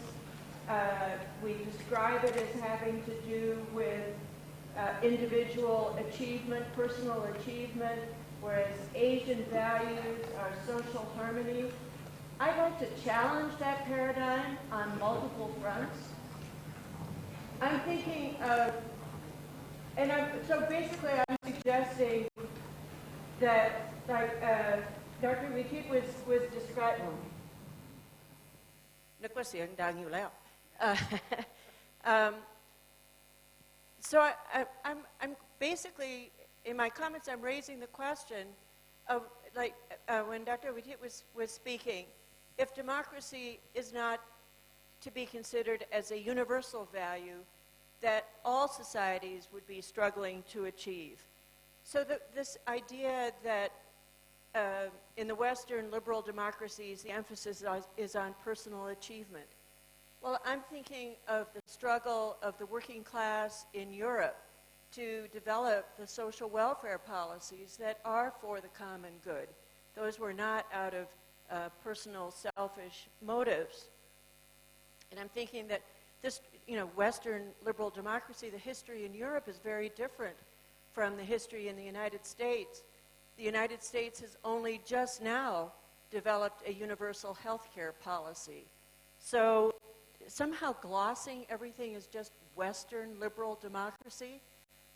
And democracy, in the United States right now, democracy is under tremendous challenges with the role of money coming into elections in ways that we have not seen yet. Well, I don't know if in the entire history of the United States, but definitely a challenge.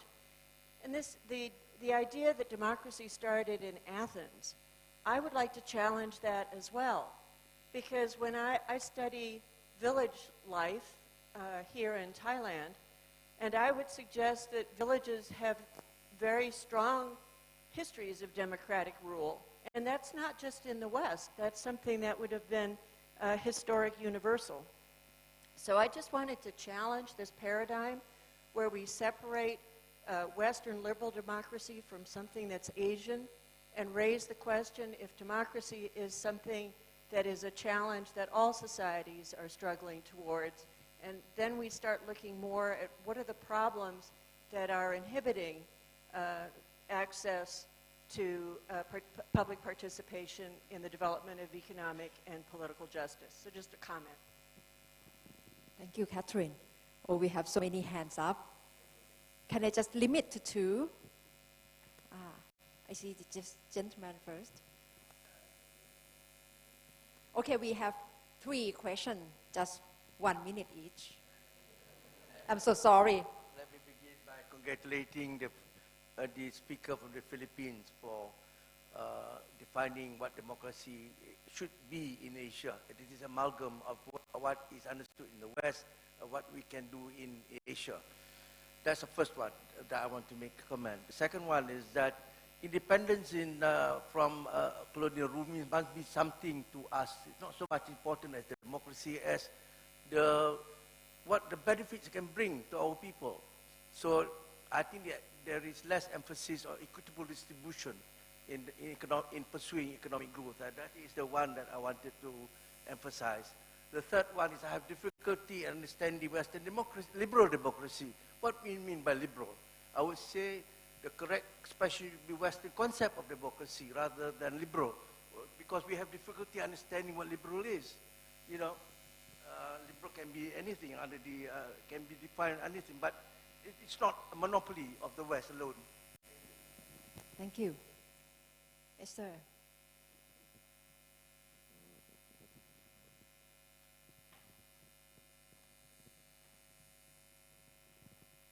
So I just wanted to say first that I really believe that we are more the same than we are different. I work for Intel, and our latest campaign is "It's what's inside that counts." And Dr. Min Hu Tin, I loved what you said. We are doers. We can come together and do things. And so what I'd like to ask the panel is, immediately, what can you think that we as Eisenhower Fellows can do together, and when can we do it by? Let's set a goal, and who do you need from here to help you do it? Thank you very much. Last comment or last question from Abedin, please. Echoing the other comments, really. Carmencita, your slide showing the previous leaders of the award, of the Magsaysay Award, these Asian Democrats, these Asian liberals.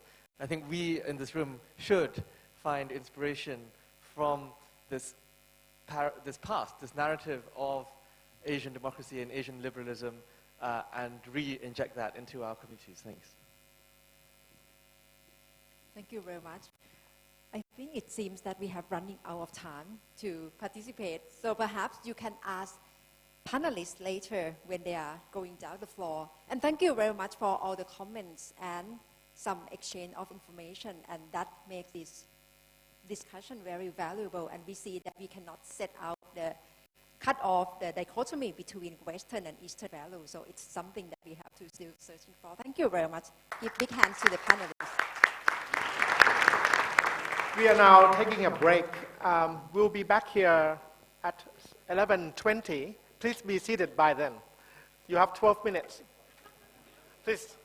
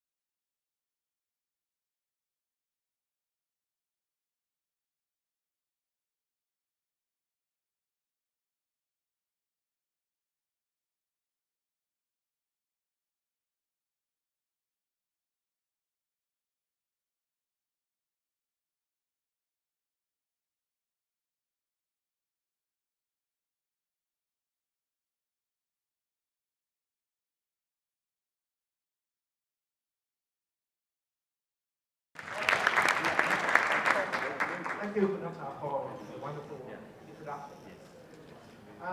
We have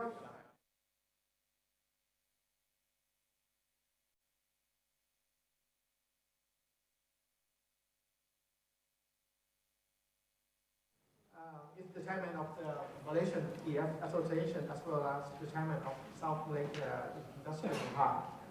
His service with the government of Malaysia includes holding senior positions at Bank Negara, Tariff Advisory Board, Federal Agricultural Marketing Authority, and many others.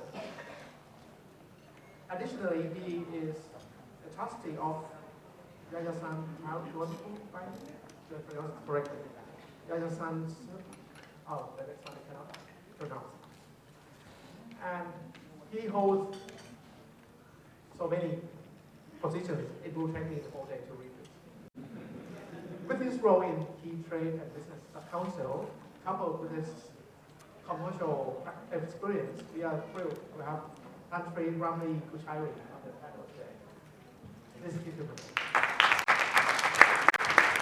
The one next to him is the Secretary General of the SEC, Thailand SEC. Prior to his position at the Security Exchange Commission, he held numerous senior positions at Kasakot Bank, Big C Super Center, Multi-Life Assurance. He also was a member of the Board of Governors for the Stock Exchange of Thailand. He's a kind gentleman with public mind and cheerful spirit.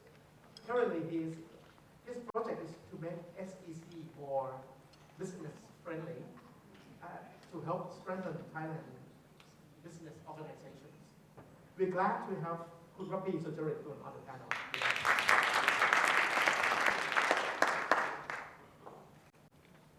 Next one is a very dear friend of mine. He's a Chief Growth Officer and member of the board of FMAS Holding.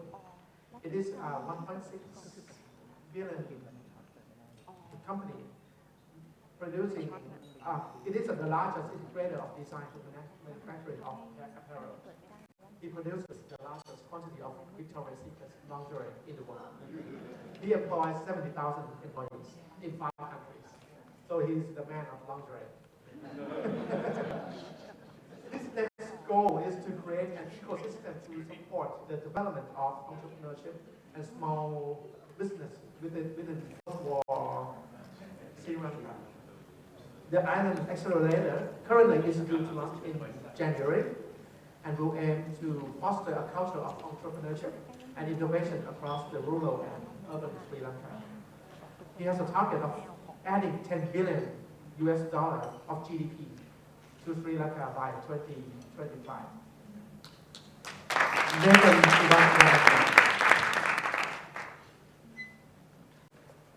The last gentleman on your right is the man of sushi. He is the chairman of Sake Sushi. He introduced sake sushi in order to bring affordable Japanese food to the mass market. Now he has more than 500 outlets in 10 countries around the world. Now he is the president of Singapore Manufacturing Federation. The success of sake sushi has won his company's accolades such as Enterprise 50 Awards in 2002, Singapore Prestige Brand Award in 2006, Singapore 1000 Award in 2007, and numerous other awards. Without further ado, I would like to set out the discussion for our panel. We have seen dramatic economic growth in Asia in the past decades. Yet we have also seen rising level of pollution. We have seen rising social inequity. We have seen examples of large conglomerates driving the economy. Also also we see young entrepreneurs as the next driving force of our next gen economy. In Asia, we have seen access of large private enterprises for families in making large impact on the society. Asia now is debating on the direction of our next development phase. Where is Asia heading next? Which direction has priority? How do we balance between our priorities? Would like to be the presenter of that one. Please keep your comment short so that we can keep going in line.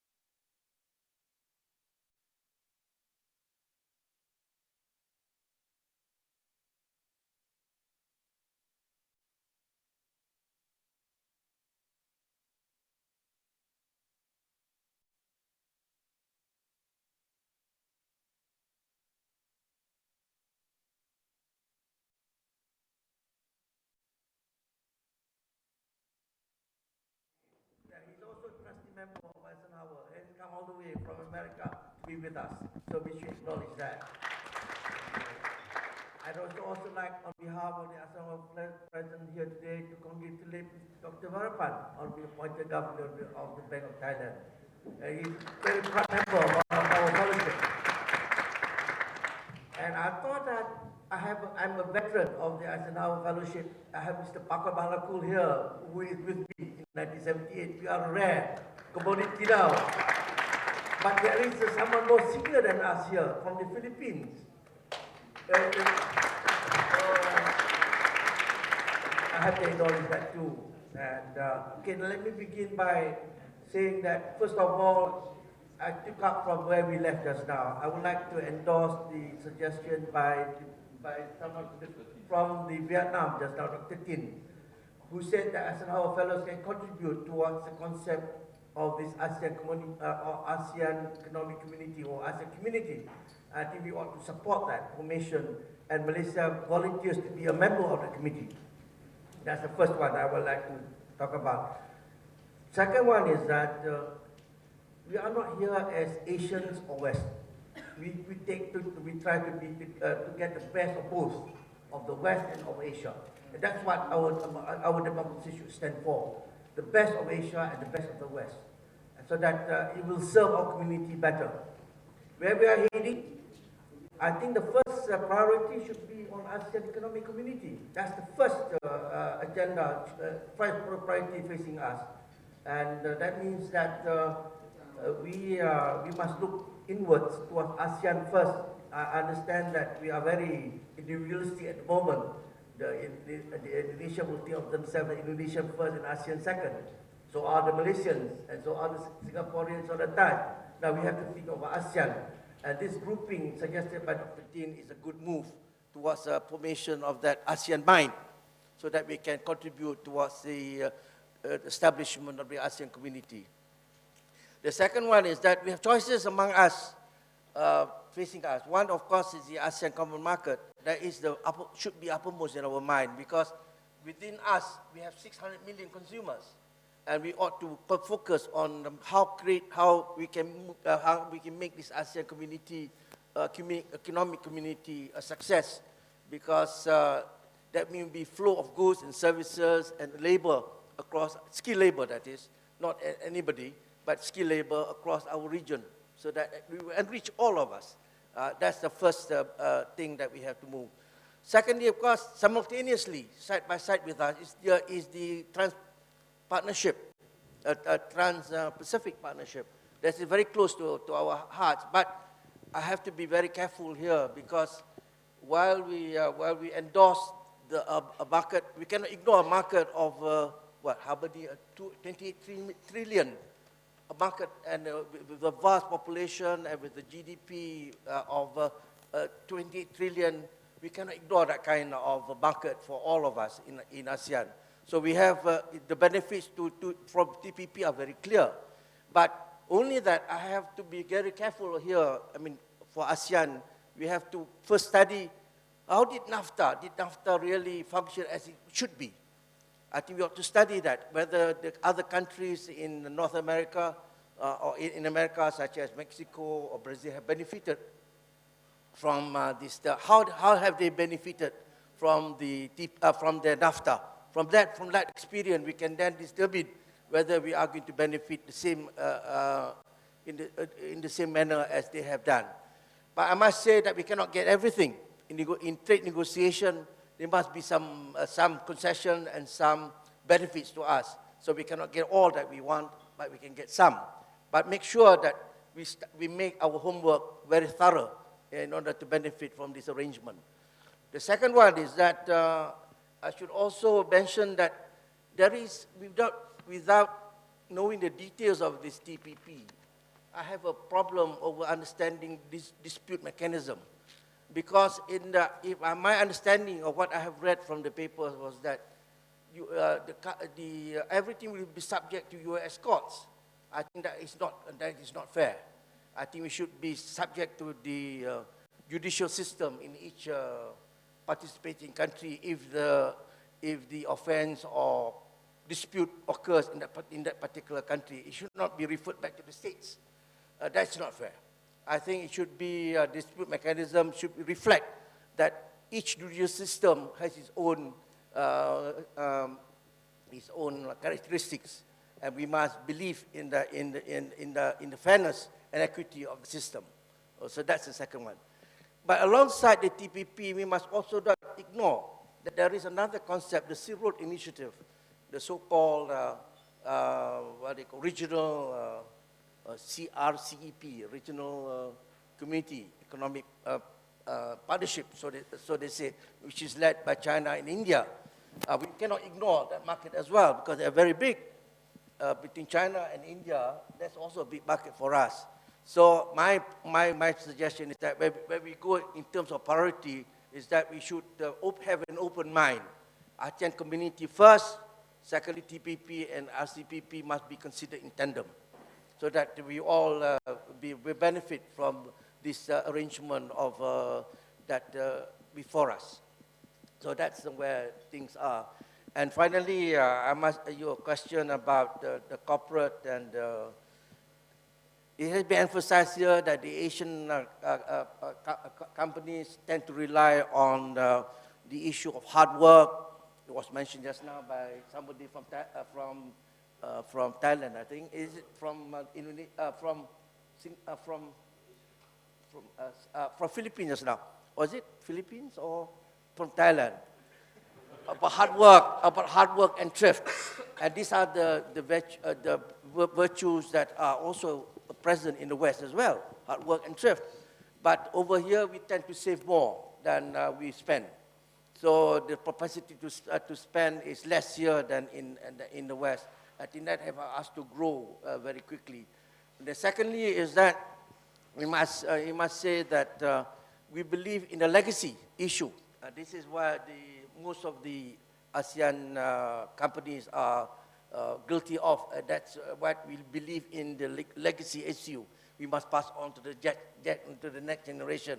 But this will correct itself because I believe when we go to capital market, there is more transparency needed, more disclosure needed, then we have to rely on professional management sooner or later. So let's stand for the time being, but that's the feature of Asian companies and Asian corporations that we tend to pass on to legacy. But this is not just Asia is doing it. I'm told that the Murdoch family is also practicing this in Australia. And so is other companies in Australia and other parts of the world.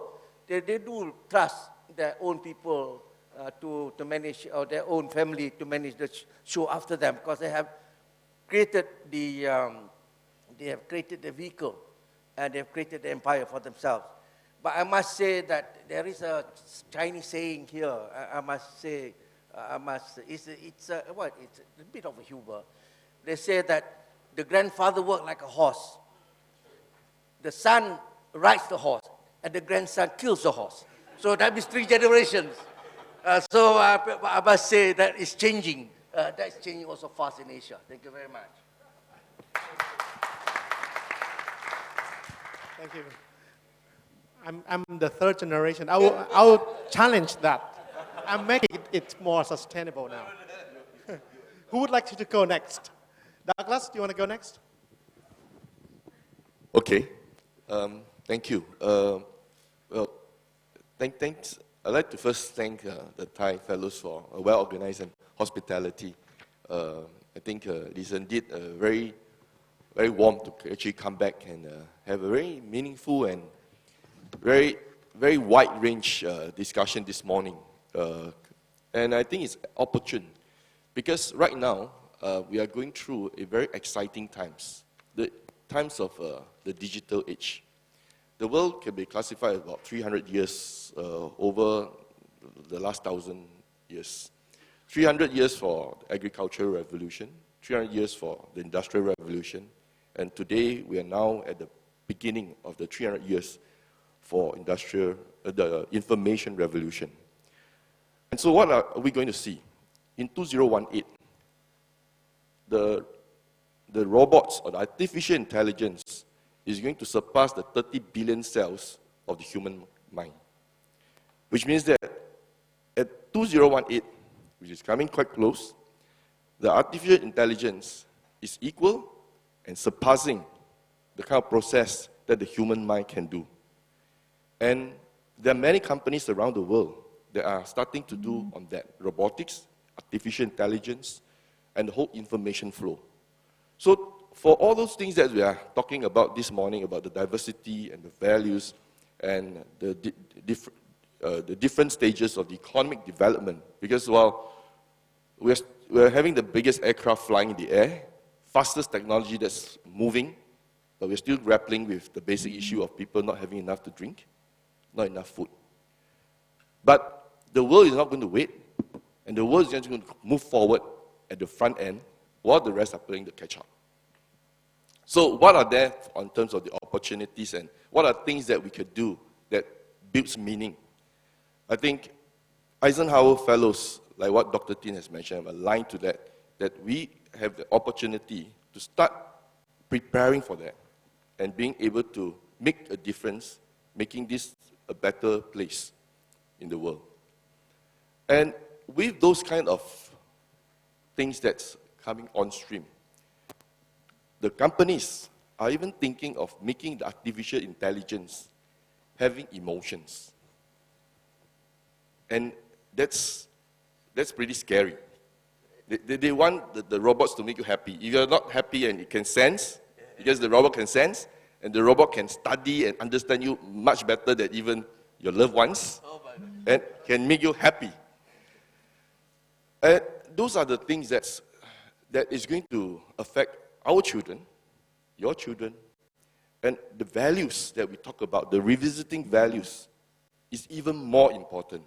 Whether it's Western, whether it's Asian, I think there are certain values for the humanity that we have always embraced all this while. And I think, how do we pass this on? Because the future of education, right now Singapore is undergoing a whole transformation in education as well. Because in the future, you're not talking about getting people to remember things. Because you don't need to remember anything. Because everything, you have those information in your hands. And you don't even need to analyze. Because there are analytical algorithms that's able to make those decisions. And it's far accurate than the human mind. So the human socialization and the values become ever more important. And how we're going to create that opportunity together to prepare for that kind of world. Thank you.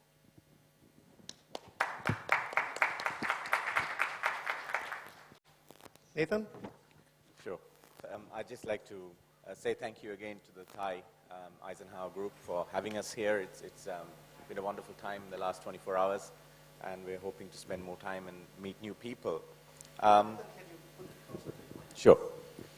So thank you again. What we see is the world is changing. When you look at the world and you try and understand what's happening in the world, you look at the Middle East crisis with the oil going down. To the Middle East, it's not a big deal.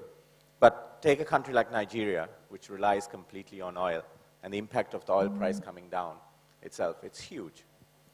When you look at the rest of the world and you understand where exactly things are moving, you look at the European dollar and how the European dollar fall impacted the world.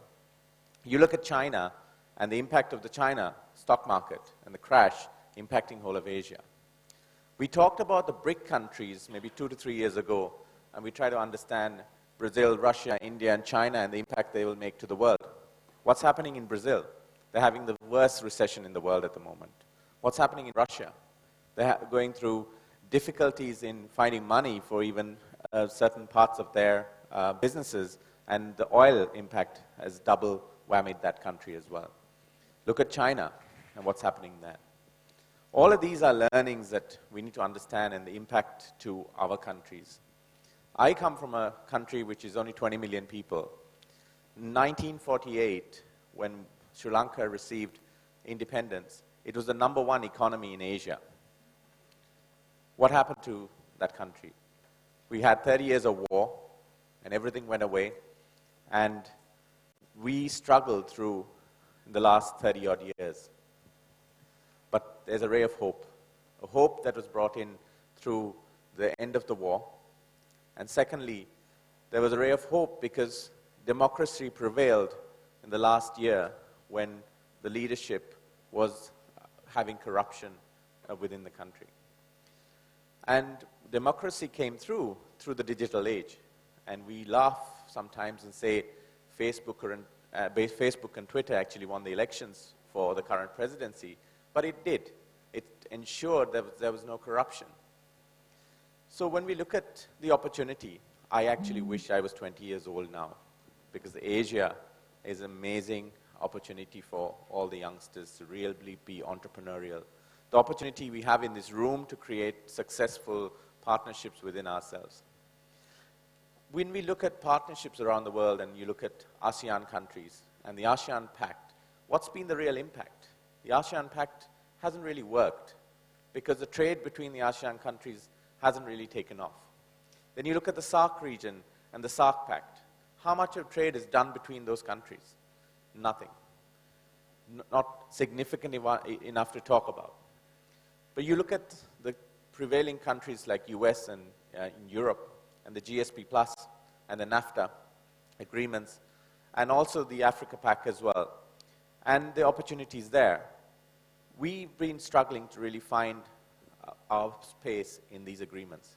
I'm an anti-partnership person myself because I feel it just creates an haves and have-nots in the world. And the have-nots that have come out of the TPP, including the Southeast Asia region, really is wondering how to survive. We thought about the same thing in 2005 when China entered the World Trade Organization. And we thought we will have to close down our business and look at another business to invest in. But we fought for the right things. We fought for compliance. We fought to ensure there was regulations in what we did. And what happened? Our business grew by 25% a year. Our industries grew by 30% a year. And it continues to grow. So whilst all these agreements are going around the world, it's at the end of the day up to the individuals in those countries and the leadership of those countries to really create the impact that they really want to make. And I think Asia at this moment and the opportunities that we are seeing both in Vietnam, in Indonesia, even in the Philippines, Sri Lanka, India, it's really a great place to be at the moment. And I believe that the trade between the countries will really increase the opportunity for our countries. And the critical thing to look at is how the retail markets are moving. The retail markets actually tell you a lot of information about how the economies are moving and doing well. In China, for example, if we ship a product to the US, we ship it at $7 as maybe FOB. When we ship to China, we're shipping it at $15 FOB. We're earning a lot more because the Chinese market is willing to pay that. So immediately there's creation of internal opportunity through retail. So all the Chinese companies now are really focused on the retail market in China. They're not worried about the US market or the European market. Similarly, within Vietnam, Indonesia, India, Sri Lanka, there's a middle income rise as well. And these middle income rises with the largest three population, including Bangladesh, it creates a great opportunity. It's how you bring Western technology and how you enable people that will make the difference. So we're involved in creating some opportunities to educate people better using technology, creating business opportunities. We've invested in a company that actually creates, has within the first 18 months created a revenue of $1 billion of transactions just by ensuring that people have a financial system available in India and Bangladesh. So the opportunities are great. It's a way that we have to package it in Asia and the way that we have to ensure that we are trading within ourselves to create that opportunity and not rely on the Western economies or the larger BRIC countries to really survive. Come back to that later. Now let Kun Vapi make his point. Well, thank you. I think I'd just like to pick up on the point of Kun Tawan was making in his opening sort of questions, particularly on this issue of small business versus large business, large corporations, and how it all ties up with all these pollution issues. I think we've have all experienced huge level of smog in the south. We've actually seen it up in the north of Thailand. How does it tie in with the small business and the large business? I think it's with the growth of, you can see that the sort of slash and burns and the destroying of the environment, it can't be something that's actually instigated by small business, because small business doesn't really have that power over the scale that would actually create such a huge environmental impact. And if you look at it very closely, the way the ASEAN or the Asian business have been moving, it's always been dominated by large players. And they are the ones who actually gobble up the smaller business. So it's big fishes versus small fishes. And it's very, very difficult to see in the present environment how the small fishes could actually rise above that. I think we've seen it in Thailand, we've seen it in many other countries, whereby it's a large conglomerates that control the economy, okay? But then what happens on top of that, because the fact that they've been given such a powerful economic power, they virtually rule everything. And if they still continue to do their business without regard to the so-called corporate social responsibilities, and I mean, when we talk about this issue, it's CSR in process, rather than the CSR when you made so much money and then you give out donation at the end. I don't call that a CSR. I think it's I just call it a real fake. It's like you commit so much sin and then you go out and buy a few merits. It doesn't work that way. So it's the fact that even Dr. Riathai is probably one of the largest proponents of these issues, that if anybody who's actually has ever traveled to a very picturesque, or what used to be a very picturesque town in the north called Nan, it used to be a lush garden of teak woods, of everything. But now if you go up there and you look through rows and rows of mountains, it's all gone. It's just a devastated flat land. How could that happen? It's because of the some of the large corporates, because they've been paying people to grow corn, and then there's no cleaning up once the corn is grown. So farmers didn't know what to do at the end, so they have to burn it, and to replant it, they have to use insecticides, pesticides, so it destroys everything. But then it's easy for us to say that it's those companies that are responsible for destroying all this land. But then I think it's the whole issue comes back to whether the consumers in the ASEAN market or in Asia, are they ready?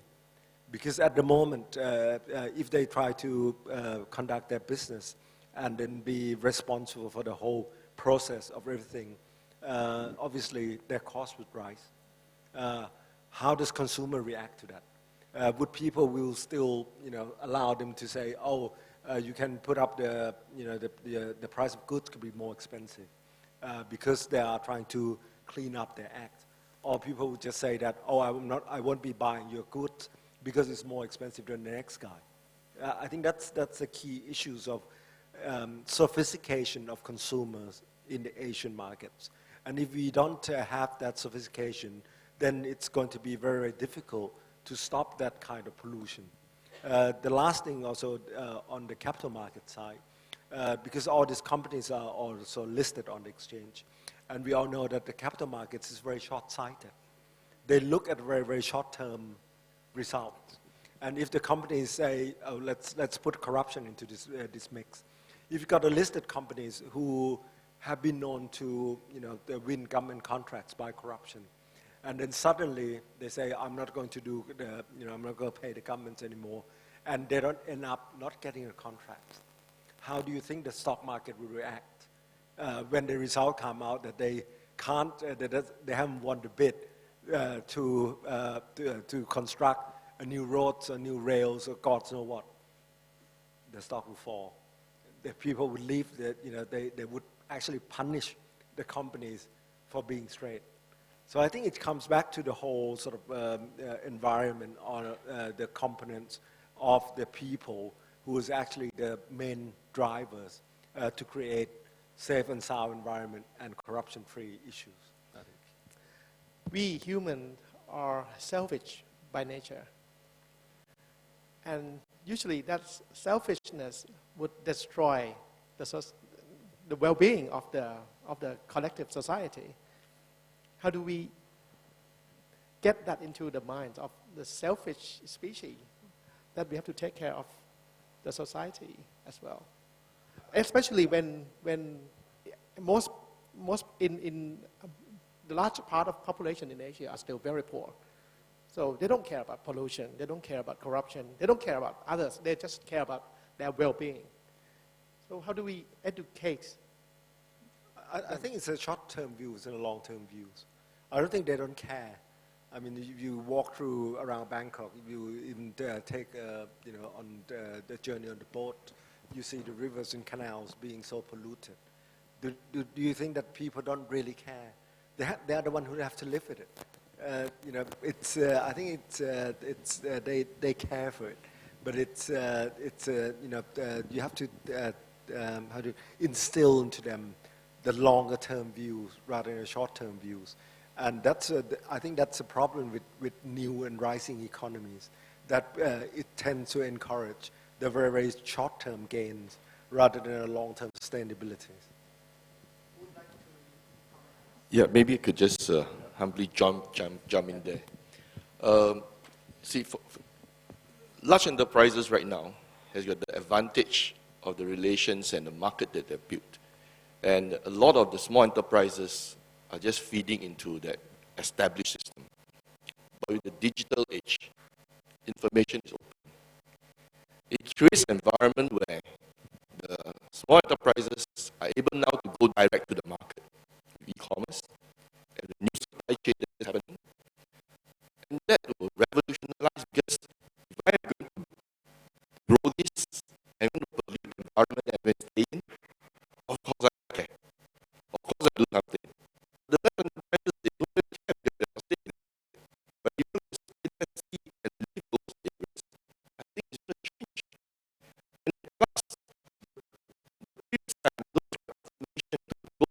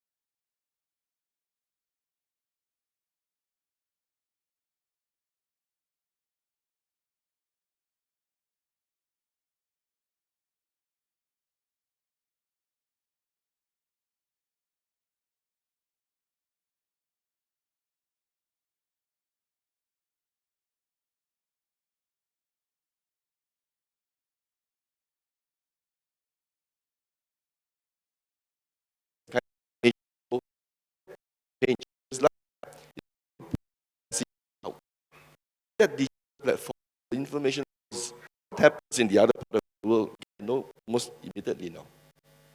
So I'm optimistic on that, but at the same time, I think we need to prepare ourselves and really build a good value for the society. Because going forward, that's the foundation of a society on how we're going to build the next generation.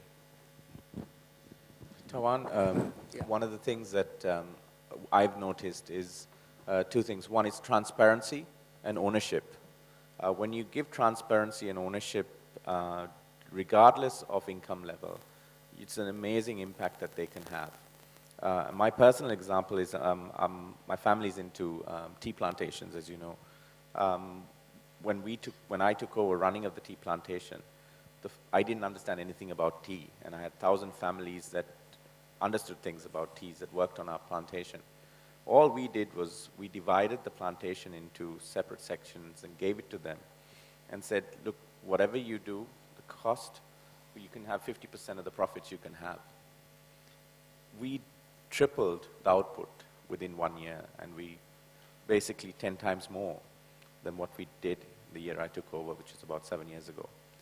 And automatically people understood that when you're transparent and you understand what's the price you're selling at, what's the price cost you're having, automatically people understood that, you know, everybody needs to make their margin and why they're making their margin. And secondly, ownership. When they have ownership about something, they will take responsibility of delivering that ownership. And those who didn't deliver that ownership in the 1,000 families, the community took care of that themselves to help them understand why it was important.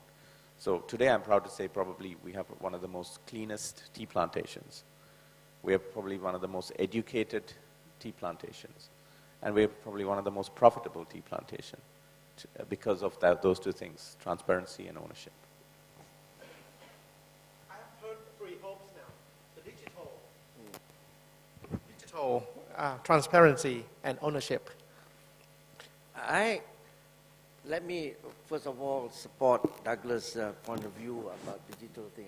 I believe that will come, and we have to create the necessary environment policies to make the necessary adjustment for the digital age. But there is immediate concern. Let me first of all correct some misunderstanding by my good friend from Sri Lanka. The ASEAN trade has moved, except that it's slowing down like all other economies. But there is the intra-ASEAN trade is sizable, running to billions of dollars because of the free trade area and the removal of tariff and non-tariff barriers. That has worked, but except it's slowing down, and that's why we have to think of other markets as well. So that's the first point I want to make. Secondly is that we are talking about pollution. It's a very serious problem in the region. And we have businesses have lost a lot of money because they have to close down during those few days of heavy haze. And schools have to close down as well. So the loss to some of the economies in the region are very real. So I think we have to have exercise regional cooperation here, and Indonesia should welcome that regional cooperation so that we can handle this issue which has occurred every year with us. The third point I want to make now that I have another few minutes with me is that growth, working democracy must have economic growth, and the economic growth must be accompanied by equitable distribution of wealth. Unless we have that, we have a divergence of very small population who is very wealthy and very big population who is not wealthy. And that is a recipe for disaster. And I'm always reminded in my hygiene class before by a teacher, who is a hygiene, by the way, is a hygiene teacher, but his message was very clear. This is the management of public finance. If you spend $1 and you spend 95 cents, you are a good manager. But if you earn $1 and you spend $1.10, then you are a bad manager. So that is the experience of management of public finance. You have got to be prudent, and you've got to be mindful of the fact that you need to save for the bad times. Yeah?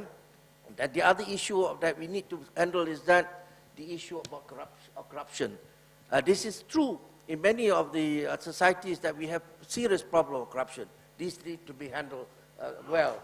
Either you reward the politicians or reward the civil servants, but the system must work against corruption. Yeah. So this is which is slowing down the values of independence and freedom that we have in our societies. That's the other issue that we have to handle. And then my final point is that when issue of corruption is coming, you don't shoot you don't shoot the messenger. You should shoot the message, not the messenger. So that is very important to me. So the whistleblower thing is something that we ought to encourage rather than discourage. And so these are my points that I want to add. And finally, when you manage a firm, you must ask yourself, is it legal? Is it ethical? The question of disclosure and transparency are very important to people who are going to invest in your companies. If you don't disclose what you are going to do and you're not transparent in your intention, nobody will invest in your endeavor. So I will advise my friends who are entrepreneurs, always ask yourself, is it legal to earn the money for your company? Is it ethical? These are important issues which you must address yourself. Thank you very much. Let me share one point. In Thailand, there were movements to get public companies to pledge not to involve in corruption.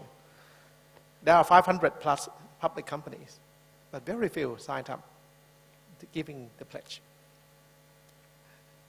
Everyone says we have to kill the corruption, otherwise we won't survive as a country.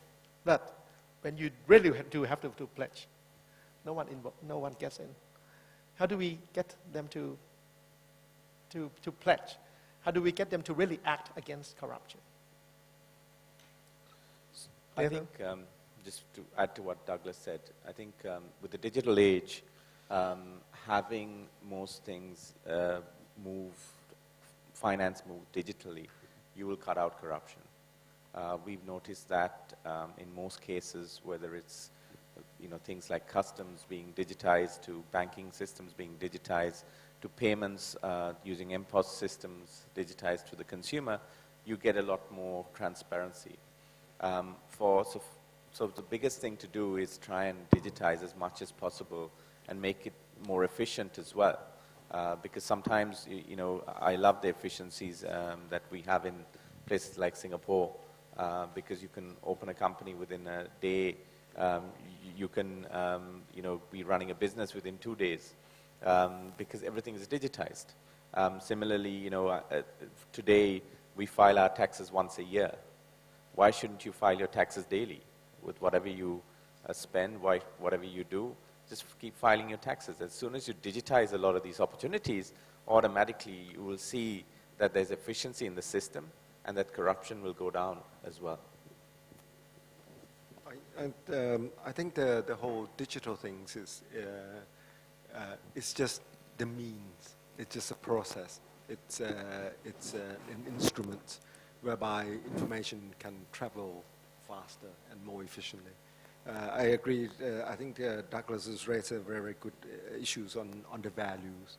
How do we still the values, or even the one says on this issue of the family values. I think that a lot of what we talk about is really on the same issue of sustainability. And I think it's the key areas which probably reflects from our Philippines speakers in the earlier sessions. When we talk about this sustainability or the values of the Asian people, they tend to prefer the family. They tend to trust the family more than the outsider. And for me, that's very challenging because in my job as a regulator that promotes things like corporate governance. When we say corporate governance, it means that you have to open up, you have to take in other people, you have to have more transparency. But how do you use that in the face of companies who are the very dominant companies being very much family dominated? And they've been doing it for the first, second, and third generation. But I think we are going through this period of transition. What we are seeing here, particularly in Thailand, of large families being in control of a lot of business. But you have to remember that they are probably the third generation. So the risk is really against them, whether they could actually be able to carry it through. So I think it's the key issue would be how do you still instill this conflicting or seemingly conflicting values between the family and the outsider that is actually value added. I think when we talk about corporate governance, particularly from regulators, we tend to be overcomplicated in the terminology and everything. I think one of the best sort of value on corporate governance that I've heard from other people was when I was a facilitator at the training of directors, and it was actually the course of a role of the chairman. And one of the chairmen came in. I asked him, threw him questions as to what do you think about corporate governance? Is it bad for your company or is it good for the company? He said it's very good for the company, but it's very bad for him as a chairman. Okay, and I asked him why. He said, oh, because it's a company that he found 30 years ago. He built up companies by himself. All the people the companies employ was actually recruited by him. They became his junior. They follow him, his leaders. Then he staffed all the senior management by his relatives, families, all have the same families, brothers, sisters, and everything else. But then he came to a realization one day that because he wasn't or is not in the digital age, so his world was getting smaller and smaller and smaller, and his friend has already died off. So he didn't. The only people who he talked to were the people in the company, who were his underlings and his relatives. So suddenly he realized that his world was becoming smaller and smaller and smaller, and he can't afford to do that, because if he makes one mistake and everybody follows him, then he'll just go down the drain. So that's why he started bringing in outside directors, bringing in this concept of check and balance and everything to make sure that the company survives in the long term. So that's good for the company. And then the punchline came and I asked him, and why is it so bad for the chairman, you as a person as chairman? He said, oh, because I can't do what I like anymore. So I think that's a very profound way. I think it's, my point would be that I think the whole issue of the corporate governance is the same, but I think it's the approach in which you use for the Asian companies or the Asian values. I think you have to do it differently. Rather than using rules and regulations, then you have to try to instill this sort of eye-opening experience to them. We have 15 minutes left. I would like to open it to the floor. Question, please.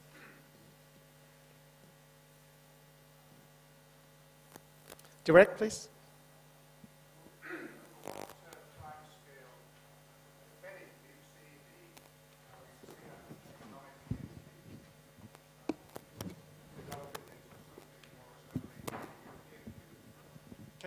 Can you say it one more time? So over what time frame, if any, do you foresee the ASEAN economic community developing into something which more resembles the European Union?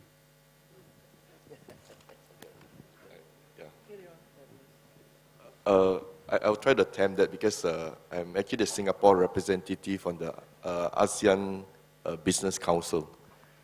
So the work that we are trying to do since the setup of ASEAN, since 1967, was really the flow of goods and services around this region. So the ASEAN Business Council was tasked with 3 representation appointed by the government as a council to try to push some of these things. And AAC 2015 obviously is one of the very key dates that we have to adhere to. Malaysia being the chairman this year has done a lot. I think I really salute to what has happened in the past 1 year, the kind of initiatives and in preparation for next month meeting with some announcements that's going to be made. The AEC is really very different from what's happening in the European side. First of all, we're not talking about common currency. We're talking about a lot of the economies here at the different stages. Speaking from the Singapore Manufacturing Federation, manufacturing still accounts for about 20% of the Singapore GDP. And that probably will take a lot of people by surprise because we don't have a lot of land.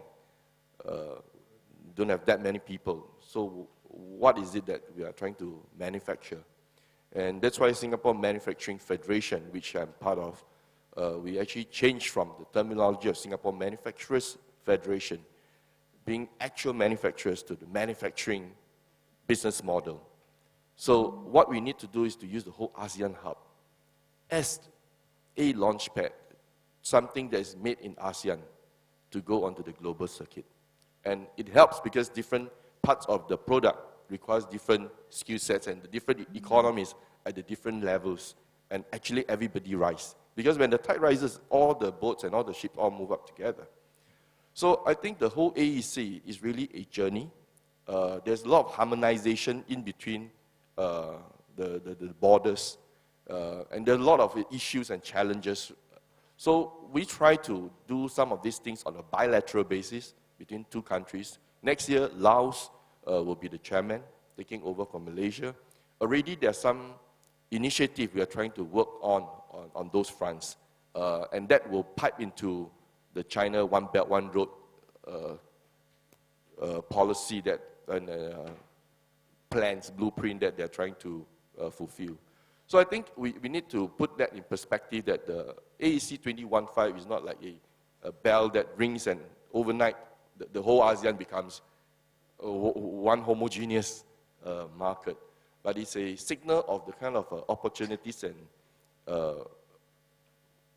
platform that enterprises within this ASEAN economy can embark upon, and creating the more collaboration between these the companies around this region. Hope I made some inputs on those for your question. Thank you. I think Douglas have answered your comment very well just now, Mr. Shivas. May I just add that we are not competing with the ASEAN Economic Community here. We are not going to duplicate or duplicate what they are doing or replicate what they have done. I think it's a remarkable job that they have done so far. But the imperative is time. We are short of time. We are in the race to get our region to be more prosperous and more productive. And that is why the answer question made by Douglas has now keep us up to date on what we are doing in this region to make ourselves more self-reliant and more productive. I think that's what we are trying to do. We are not competing with any other bloc. We just worry about ourselves first. Thank you. What is preventing us, ASEAN, from moving as fast as we would like to? I think there are a few things. One is still there are a lot of family-led organizations in Asia.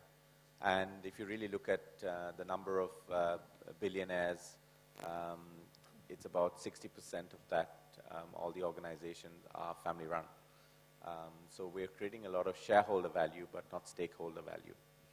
I read an article recently which said that almost another 4,000 1 billion mark families will be born in the next 5 years.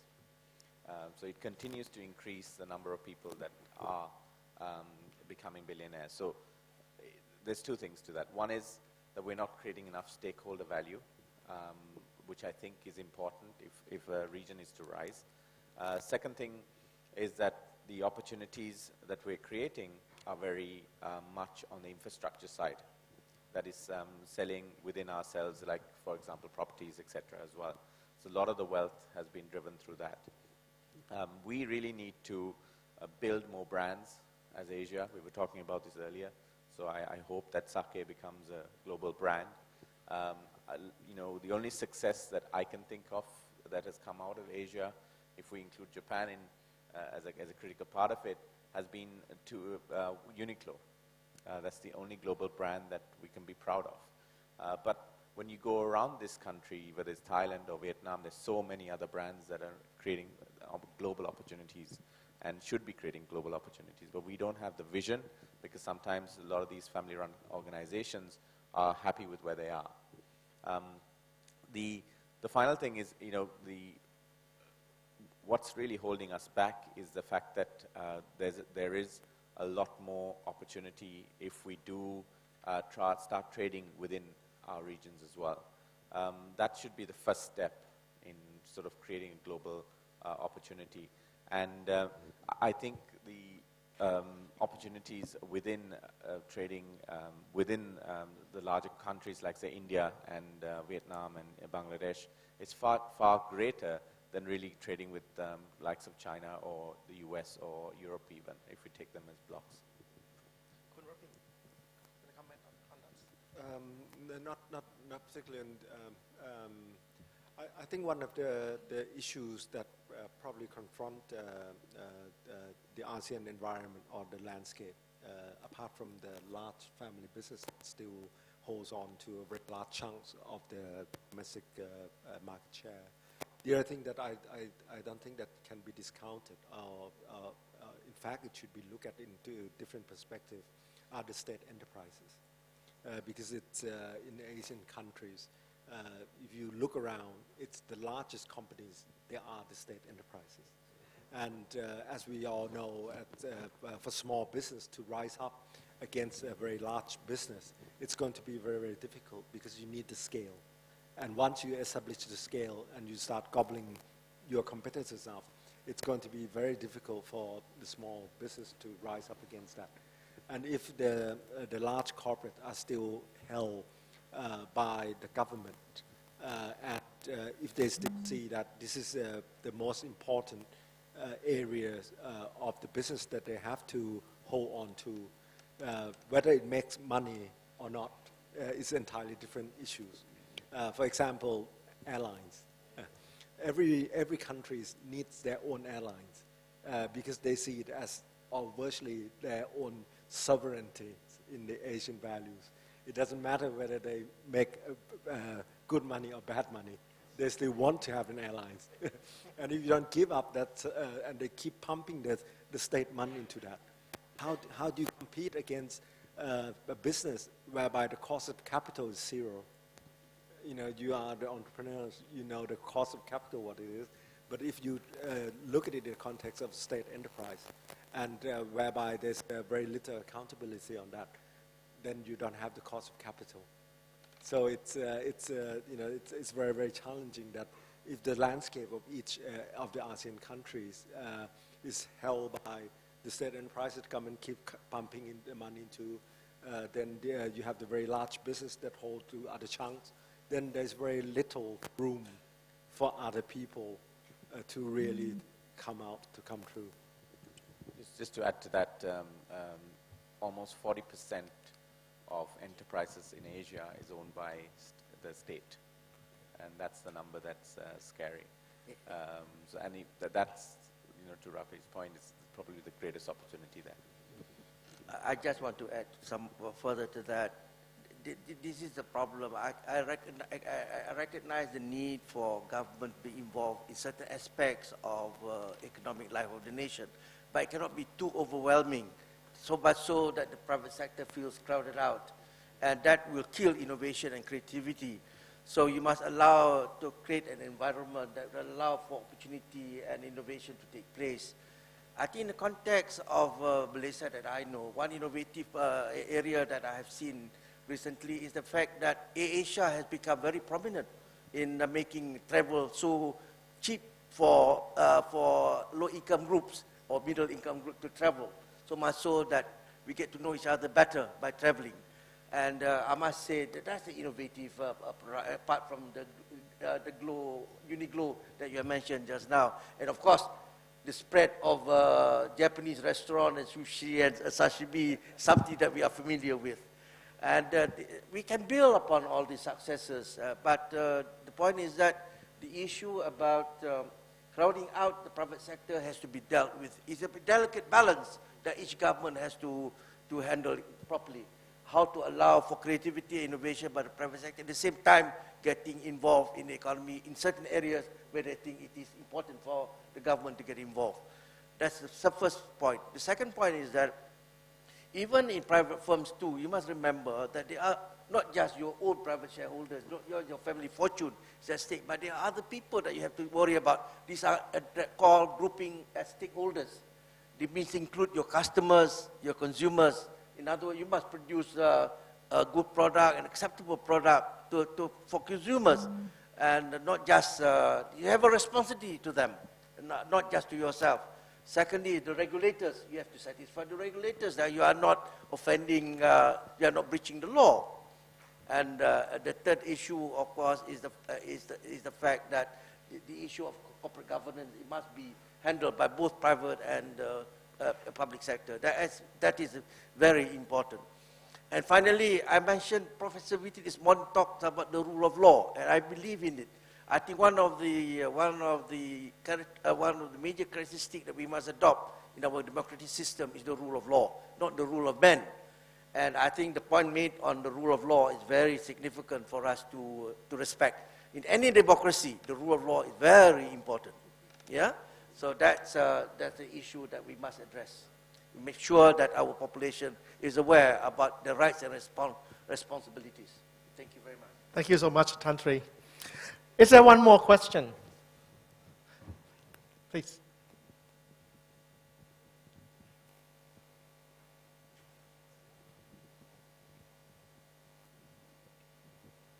We have 2 minutes left. It's not so much a question, but an observation. I think on the point about state-owned enterprise, I think the common view is that state-owned enterprises are inefficient and they do crowd out the private sector. And I think that's also why the impulse of a lot of the trade negotiations that have been happening vis-a-vis the United States has also focused on this area. Now, it's convenient for the Western economies to actually focus on this point because a lot of the state-owned enterprises of the past no longer exist there, but they exist here. So the common argument is that they're inefficient, they crowd out the private sector, so they should be phased out of your existence in your part of the world. I think the evidence, though, is a bit more checkered, and I'd like to offer a defense of the role of state-owned enterprises.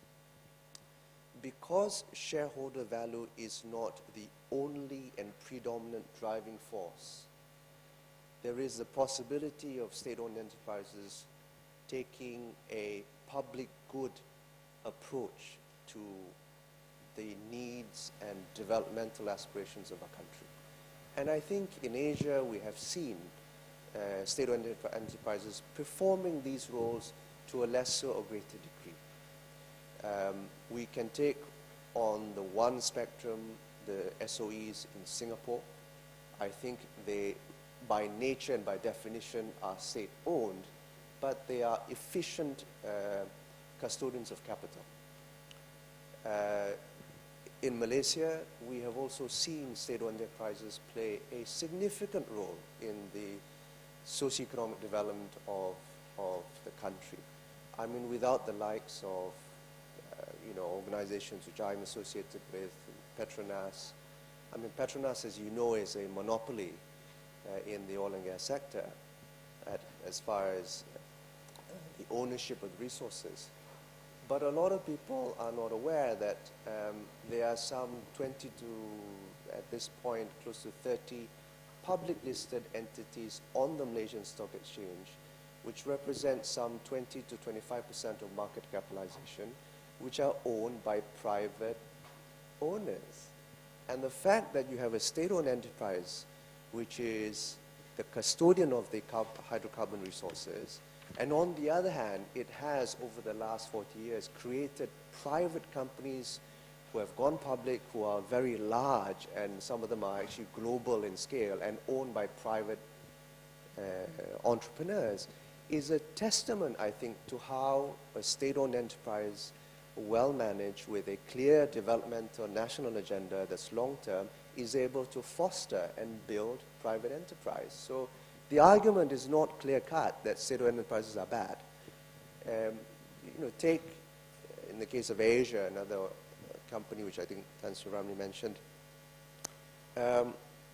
it is not true that state-owned enterprises has, in the case of the incumbent here, Malaysia Airlines, had full authority and the full ear of the state, if you like.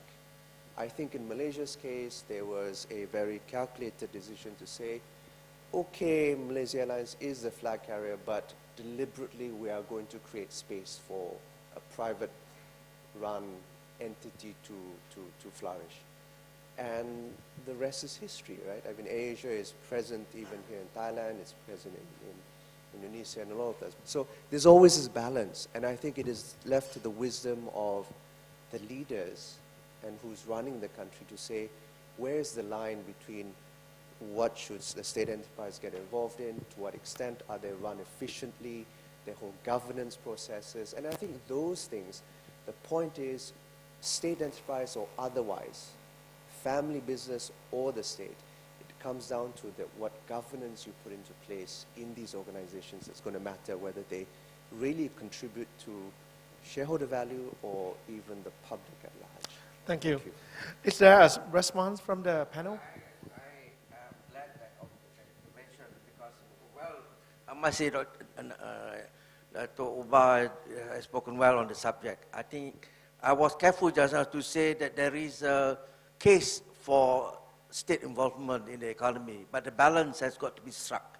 What is necessary and what is relevant, what is pertinent, as distinct from denying the innovation and creativity to the private sector and the space for them to grow. So that balance has to be struck, the fine balance to be struck, and I'm glad that I think Dato' Mustafa has make that point very clear. The balance has been struck. I'm not against the intervention at all. I'm just saying that the balance has to be struck between what the government has to do and what it can do, and against what they call it, private enterprise. So that's the point that I want to make, and I think that point was well taken up by Dr. Mustafa just now. Thank you very much for the intervention. Finally, I must say that for these state companies to function properly, there must be independence. There must be less interference by politicians in their operations, so that they can operate like a good business concern, so that they can fulfill their full obligations to society, at the same time earn shareholder value, the state that has invested in them. But do not micromanage them. Let the professional management run the company. That's the issue that I want to talk about. Thank you very much. Well, just one might, I think it's the heart of the issue is that it's not the state enterprise per se, but it's the government that owns that state enterprise. How good is their governance and how good is their policy? I think that's the key issue. Thank you. In the interest of time, I need to stop us at this moment. I wish we had the whole day talking about this issue. Please join me in thanking the panelists. We have a very interesting lunch talk at the Jester restaurant where we had reception yesterday. The topic is, you'll find out. I don't know what the topic is. Guests, please do join us at the lunch. You may leave to after lunch. But Eisenhower Fellows, please come back here, be seated by 2:15. Enjoy your lunch. Thank you. Thank you so much.